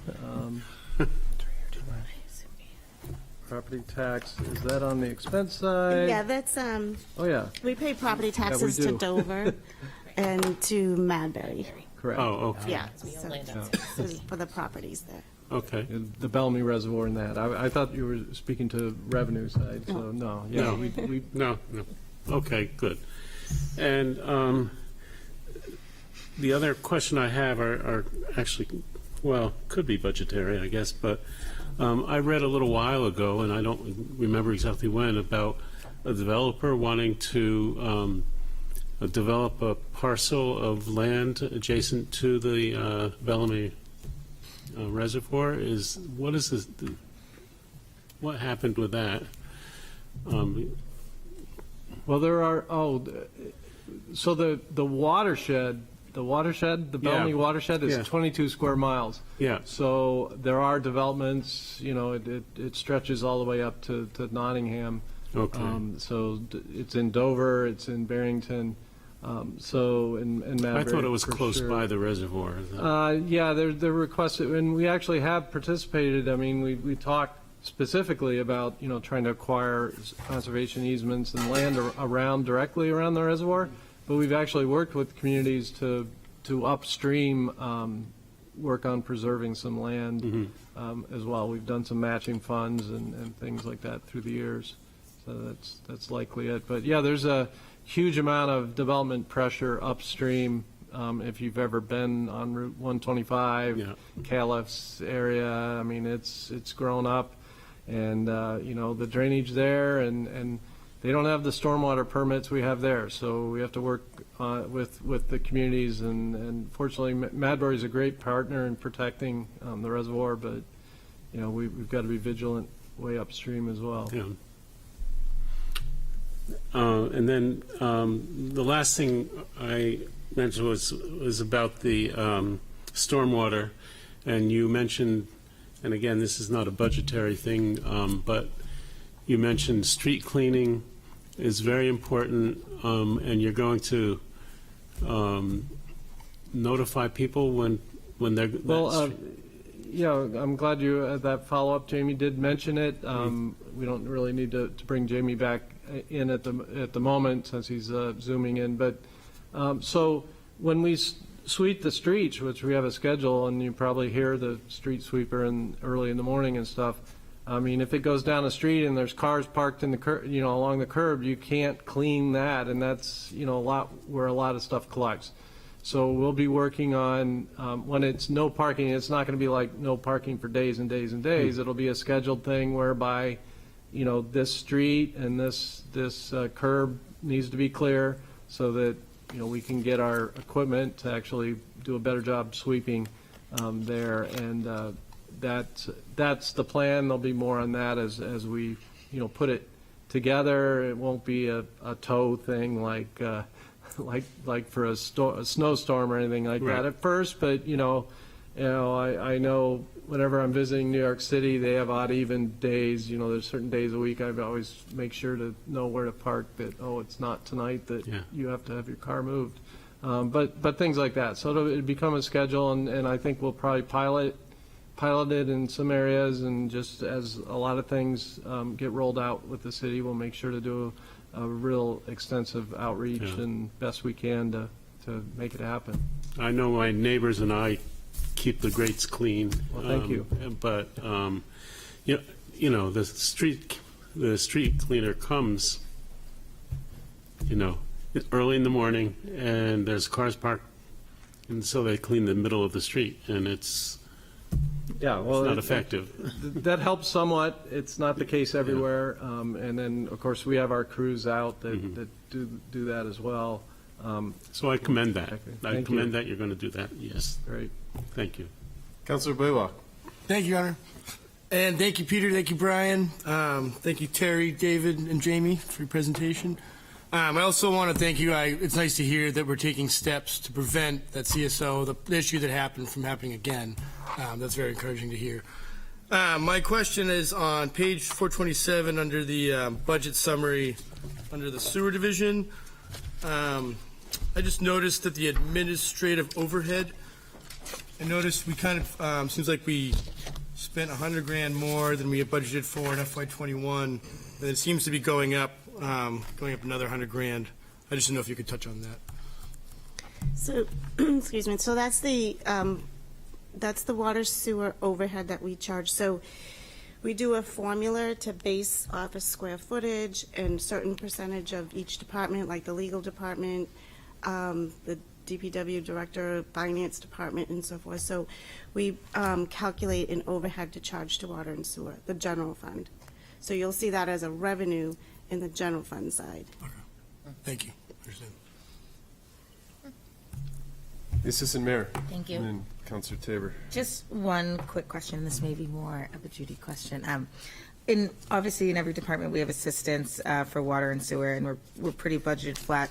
We heard from the welfare department the other day that we are seeing less ask for assistance. Yes, we are. So that assistance program, the Ellen Tully in welfare assists us in identifying those or helping those who need that assistance, but the expense is from the water and sewer side, or the discount is from the water and sewer side. And Judy, you had the statistics. We don't have many on this program. And let me just get. Thank you.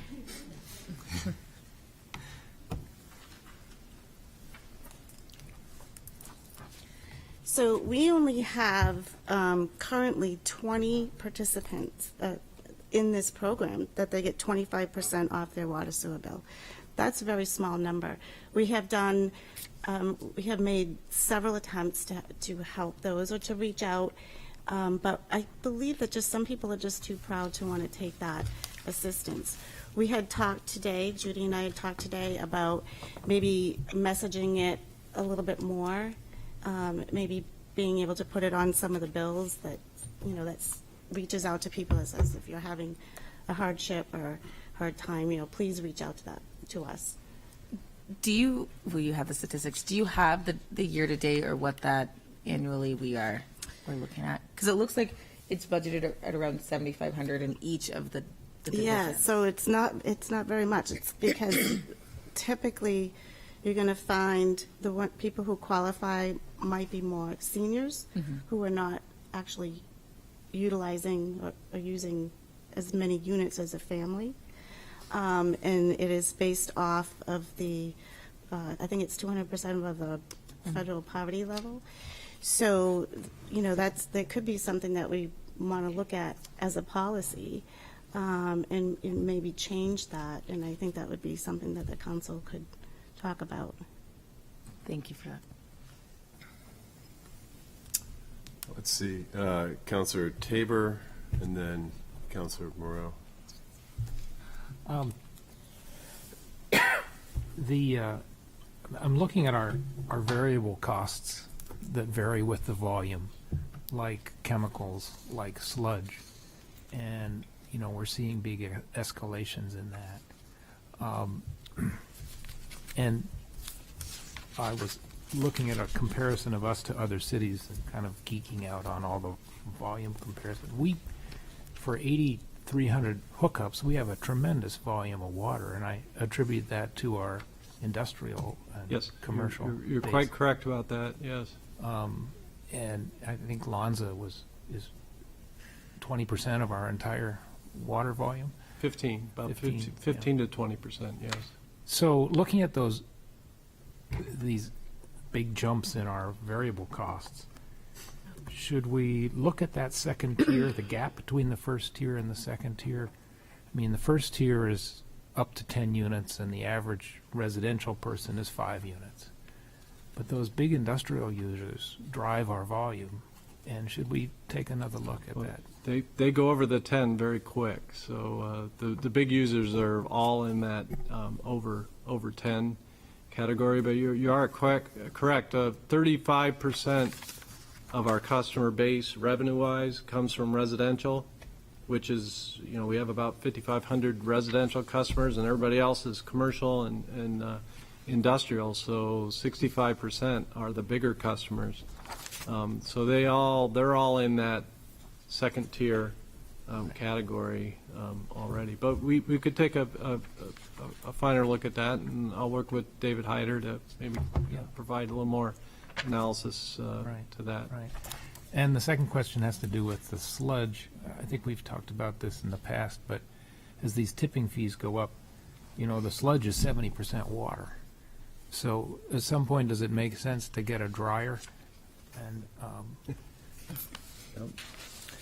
I think there were some small dryers that manufactured in China that you could take the water out and much less cost to get rid of the sludge. There are dryers. They're not cheap. They're not inexpensive. We did, Councilor Denton had asked in the past for us to do kind of through the Sustainability Committee, look at kind of the concept of anaerobic digestion. We tagged on to that the idea of also looking at dryers. There have been some recent adjustments, though, on the regulatory level. The Department of Justice, I think it was, said, hey, we don't want any combustion of sludges. And as I understand it, what I've heard through colleagues is that because there's an air emission associated with a dryer, that they're really not getting permitted at this time. So I think that there is still some work going on at the level with the EPA, trying to figure out how to manage the regulations associated with PFAS. And, a dryer, although it doesn't have a combusted necessarily, but the dryer is heated. So there's still an emission there, and I think that they're still trying to work a lot of that out, and I don't think it's a perfect answer at the moment. Thanks. Councilor Moreau.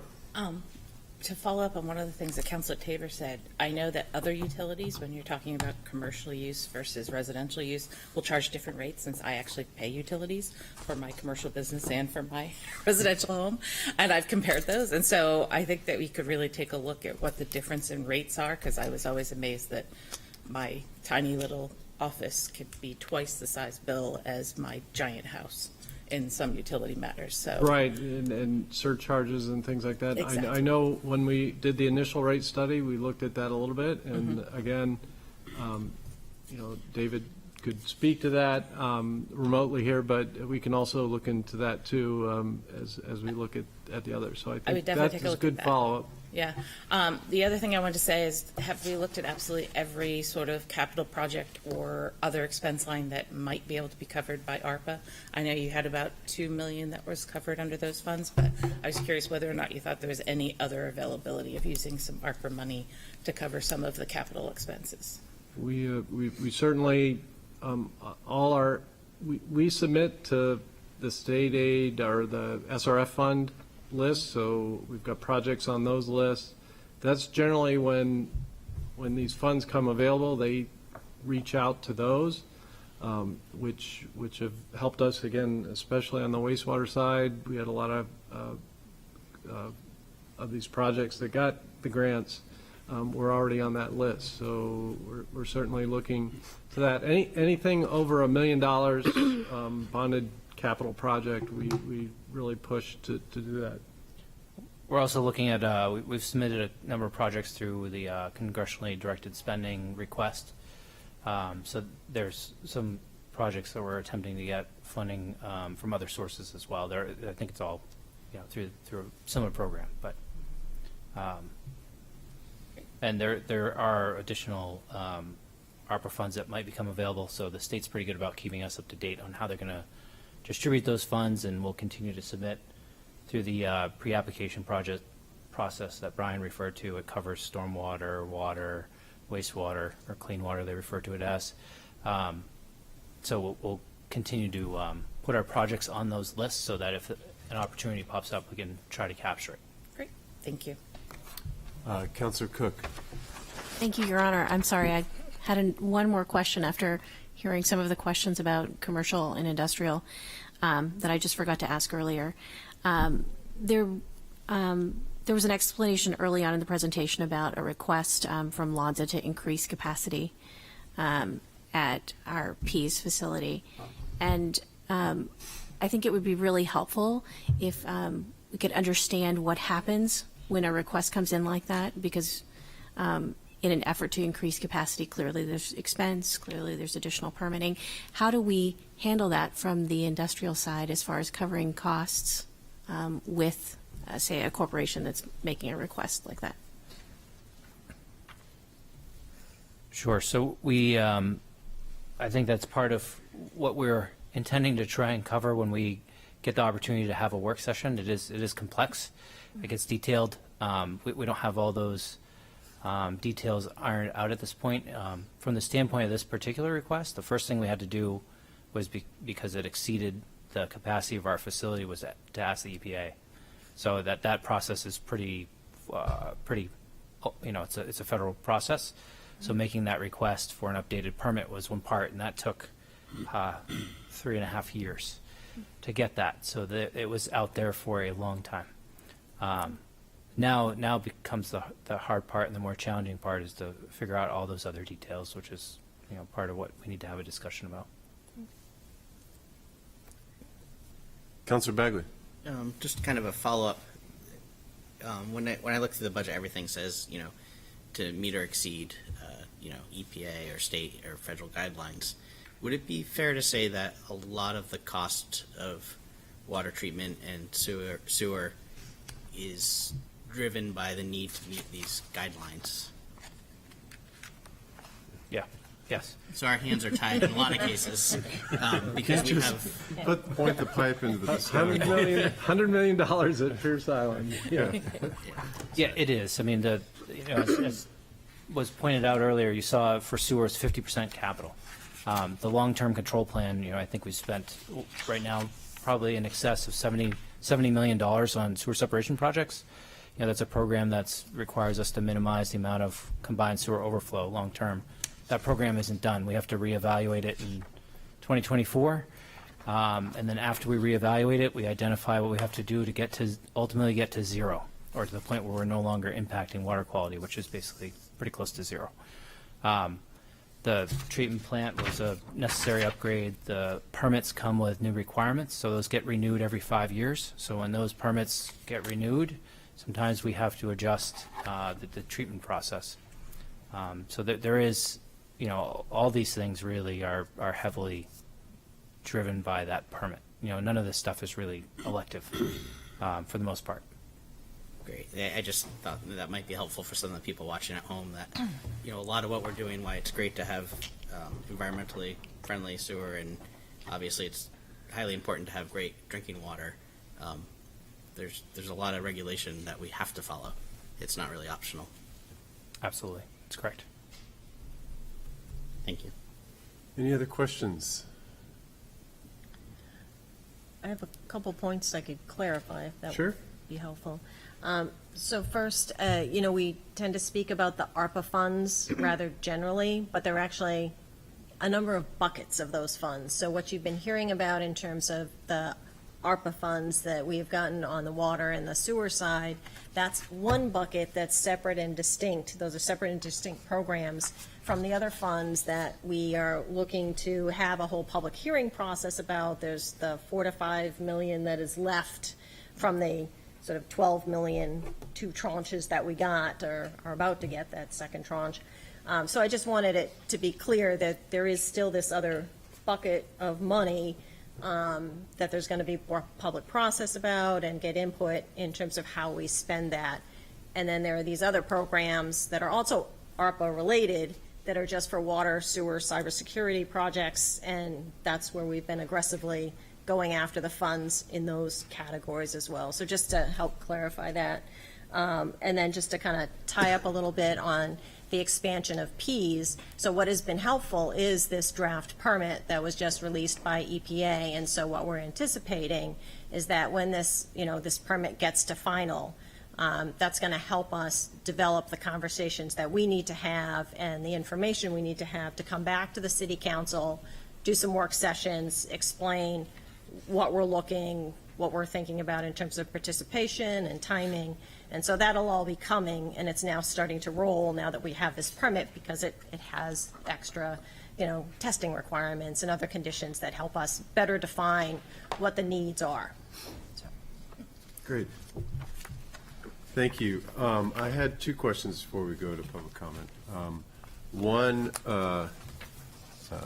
former counselor Trace would always ask how the bug's doing.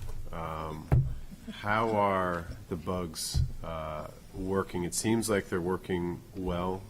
When I'm looking at on your presentation, slide 14, we're well below, to meet or exceed, but we don't have the last 6 months of data. Would it be fair to say that this trend line continues low? It does. We didn't include the last 6 months just because we couldn't fit it on the graph, and we really wanted to demonstrate, that what happened before the upgrade and what happened after after we turned it on. The bugs are working overtime. Okay. And doing very well at it. Great.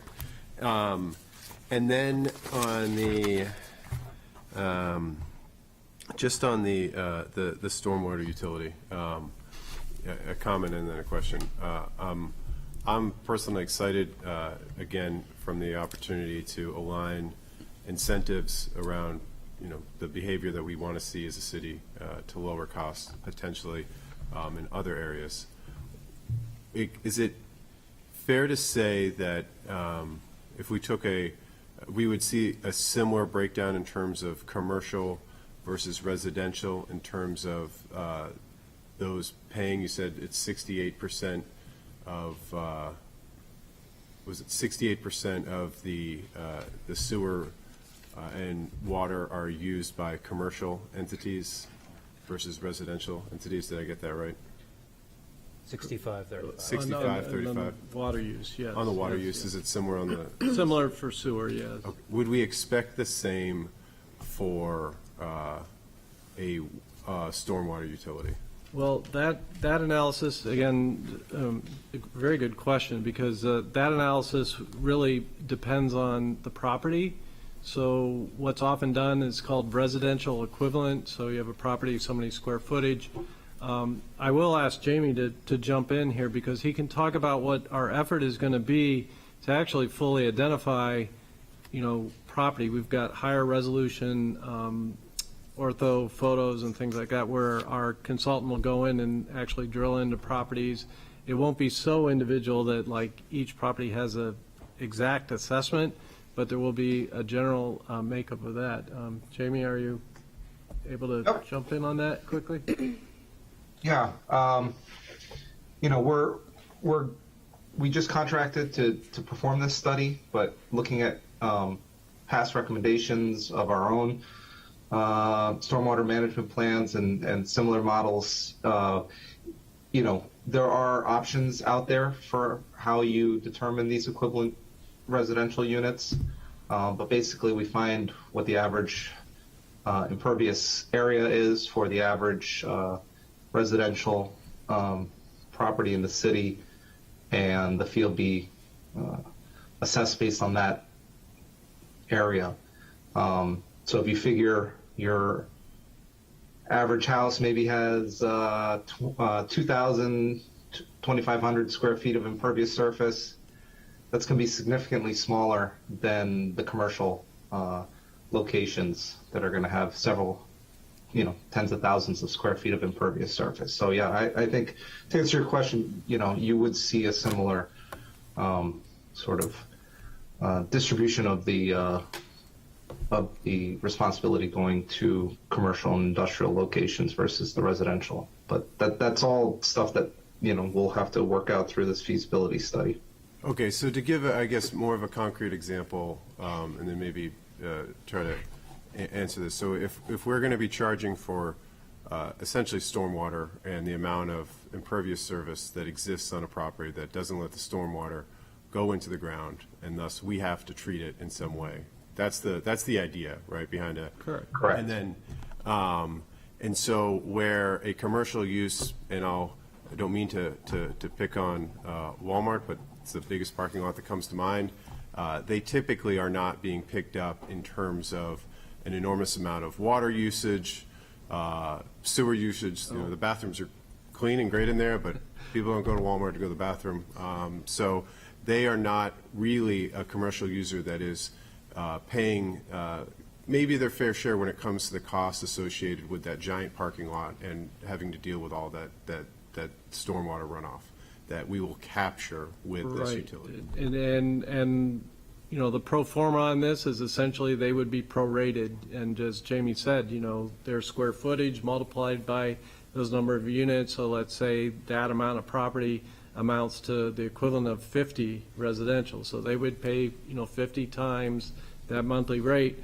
But then again, they would be incentivized. So if Walmart turned around and said, okay, we're going to get rid of 50 parking spaces that never get parked in anyway, and we're going to rip that out and we're going to put a gravel wetland in, or we're going to put some BMP that treats the stormwater just like Public Works did. We have huge stormwater treatment now out the backside of Public Works by the ballpark.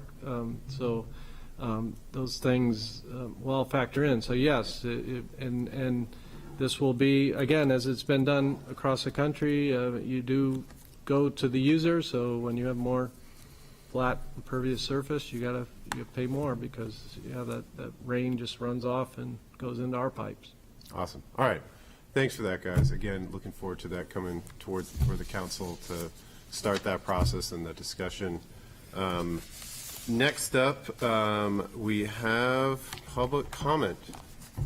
If there's no other questions, we'll move on to public comment. There is no one on Zoom. There's no one other on- than staff. There's no one on Zoom. Right, the other attendees are So if staff. you have a question, please come up to the podium.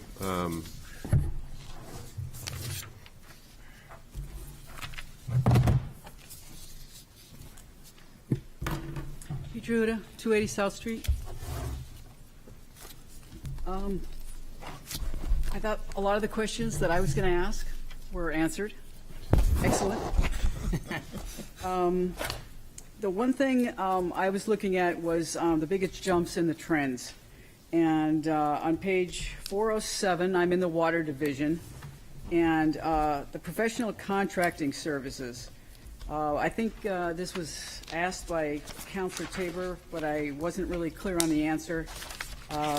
We went up from FY21, we budgeted 197, we came in at 128. Then in FY22, we budgeted 277, and I don't know where we are now.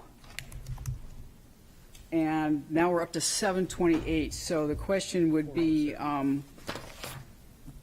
is this based on actual? Page 407.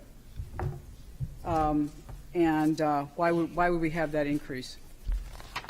The next question, I noticed on page 409, and this is in the water, and I think it's also in the sewer, that a lot of our usage is based on 2018. And if I recall, in 2018, we didn't know anything about Lonza or anything else. So I guess, would it be a good suggestion at this time to update based on current commercial and residential usage and do an update to that study? The next question I have was on all the discussion was on the interest rates going up on the future funding, and for me, I can't remember on the state revolving funds. I can't remember if we were locked in or it floats with some kind of rate that goes forward. It would really help me to understand if I could get the answer to that question. The last thing I think that everybody else hit on the performance measures, this is in water on page 415. We have millions of gallons of surface water and groundwater, and I would ask to have the same request as many of you, if we could get the division between commercial and residential.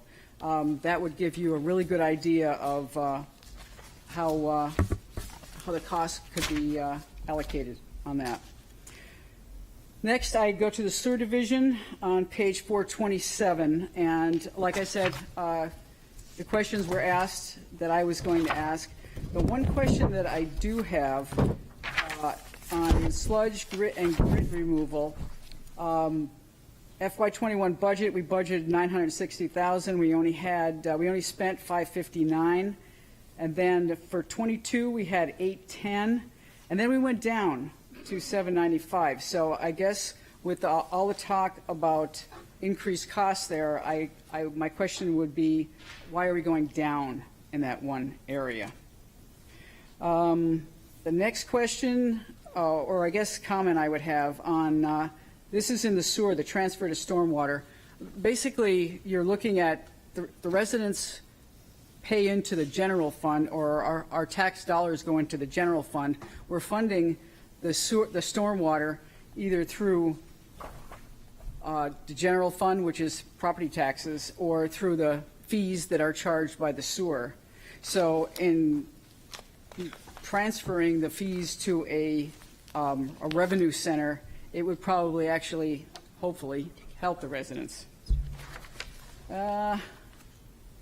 I think that's all my questions because you guys covered everything. The only other thing I would ask on page 435, I'm still in sewer, the sewer budget. On the performance measures, the one question there on FY 20, 21, and 22 on the volume of combined overflows, are those actual numbers or was this budgeted numbers? Because it doesn't really say, was this what you were thinking or what really happened? And I guess the next question would be, are you going to dare to estimate FY 23 on that? Thank you. Thank you, Petra.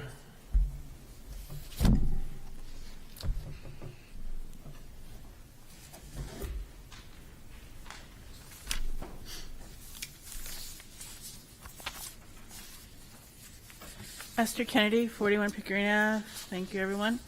And I thank you for the CSO explanation. I just want to make sure that you all know this isn't one time. If you look at your own books or your information, and it gives you times that we've had other situations where we've had a problem with the combined sewer overflows, and a lot of them I know were in during rain events. But we have had other dries. So just keep that in mind. I think it's something that really does wreak havoc with our water columns. The other thing I couldn't find in there, and I know a lot of communities are now doing research on viruses in the sewage, and how it's wreaking havoc on shellfish beds. So I'm not sure what we were doing, and I couldn't see any increase or some of the chemicals that I've researched that we might need in your documents. So at some point maybe we can get an update on that. Like everything else, the budget has gone up. The sewers has gone up. The water's gone up. Registration for cars is going up. And so I guess my question is, what is the overall citizen with all these new fees, with all this new money, with all these new increases, what is the true amount that the average citizen is going to be spending extra for 2023? And I don't know how we are going to be getting our answers. I know last nights we've asked a lot of questions. I appreciate getting an answer tonight on one of them. But my question is what's the plan to answer the citizens' questions and getting the data back to them? So if I'm assuming maybe we'll get it the last night, but that would be a question for the council. Thank you, and again, we have to get these things down a little bit. Thank you, Esther.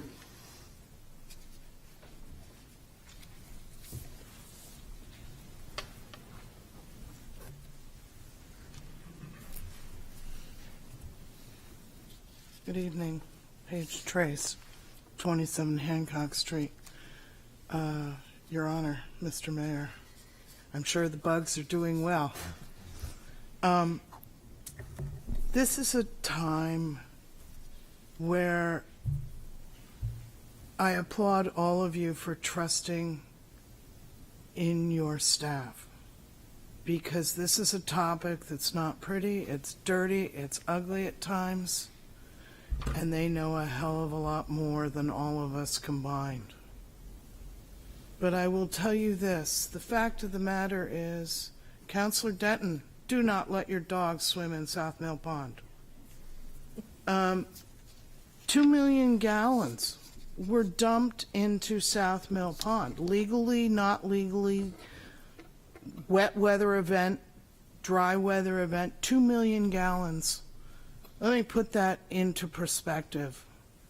If you thought about a gasoline tanker that fills up a gasoline station, that's about 9,000 gallons that they hold. Now take the gasoline out and put raw sewage in it. Take a long line, 250 of them. Each one of them dumping into South Mill Pond. That's 2 million gallons. 250 tankers That's not acceptable. I'm thrilled that you're going to have work sessions because it's complicated, and no one better than Terry Desmarais can explain some of this to you. And Suzanne Woodland has a pretty good handle on it also. The fact is that Pease wastewater treatment facility is going to need to expand because of Lonza. But Pease is complicated. Lonza doesn't produce the regular normal nitrogen that you and I think of. Lonza produces recalcitrant nitrogen, and it has to be treated differently than regular nitrogen. This is all, this isn't the night for this is the budget, but this is why it's so complicated. This is why when we were talking about the fact of how wonderful it was that the city has budgeted for the bond that's paying for Pierce Island, so that we aren't all whacked like Exeter was. It's not the nitrogen, with all due respect, it's the cost of the project. And the cost goes up. But the fact is, we have a very complicated system out there. It does have little bugs.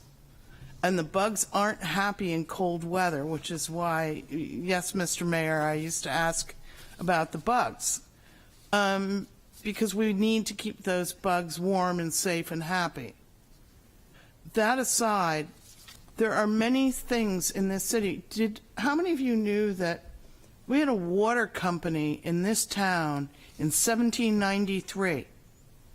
There are logs hollowed out at Strawberry Bank that were the original pipes. You could join into that water company. It was sort of a bit like a co-op, condo kind of thing. If you paid your money, you could get drinking water from the logs. If you didn't, tough luck. But the fact is that when I brought up, as a counselor long ago, Islington Street, Phase 2 is vitally important. It's not, as much as I'd love to give everybody fresh new sidewalks and pretty trees, it's not about that. It's about what's underground. It's the pipes, the 100-year-old water pipes underground. It's the sewer pipes that have yet to be separated. That's part of the consent decree second modification. And that's the end of my lecture for tonight, and I hope it wasn't a lecture. But I'm saying this is one of those instances where it's trust. Trust your staff, trust your experts. But every once in a while, verify. Because 2 million gallons into South Mill Pond is not acceptable. There has to be another way. Thank you very, very much. Thank you, Paige. Have any speakers on Zoom? Yeah, if there's anyone on Zoom who would like to speak, please raise your hand. Going once, going twice. Okay, we will adjourn. I'd like to remind everyone that tomorrow, I'm going to sneeze, we will be having a discussion, again, 3 counselors each, 5:30 at the middle school, 7 o'clock at both Fire Station 2 and the Senior Center. We'll be joined by staff, and that's, we got rules in terms of how these things work from a public comment session, but that's more of a dialogue, so bring your questions. We'll do our best to answer them. We have budget review on Monday. We will be having public comment there as well, and we'll try to work that in so that we can hear from you again before discussion. And thank you, everyone, and have a great night. And hopefully the Celtics bounce back tomorrow. And appreciate it, Portsmouth. Stay safe.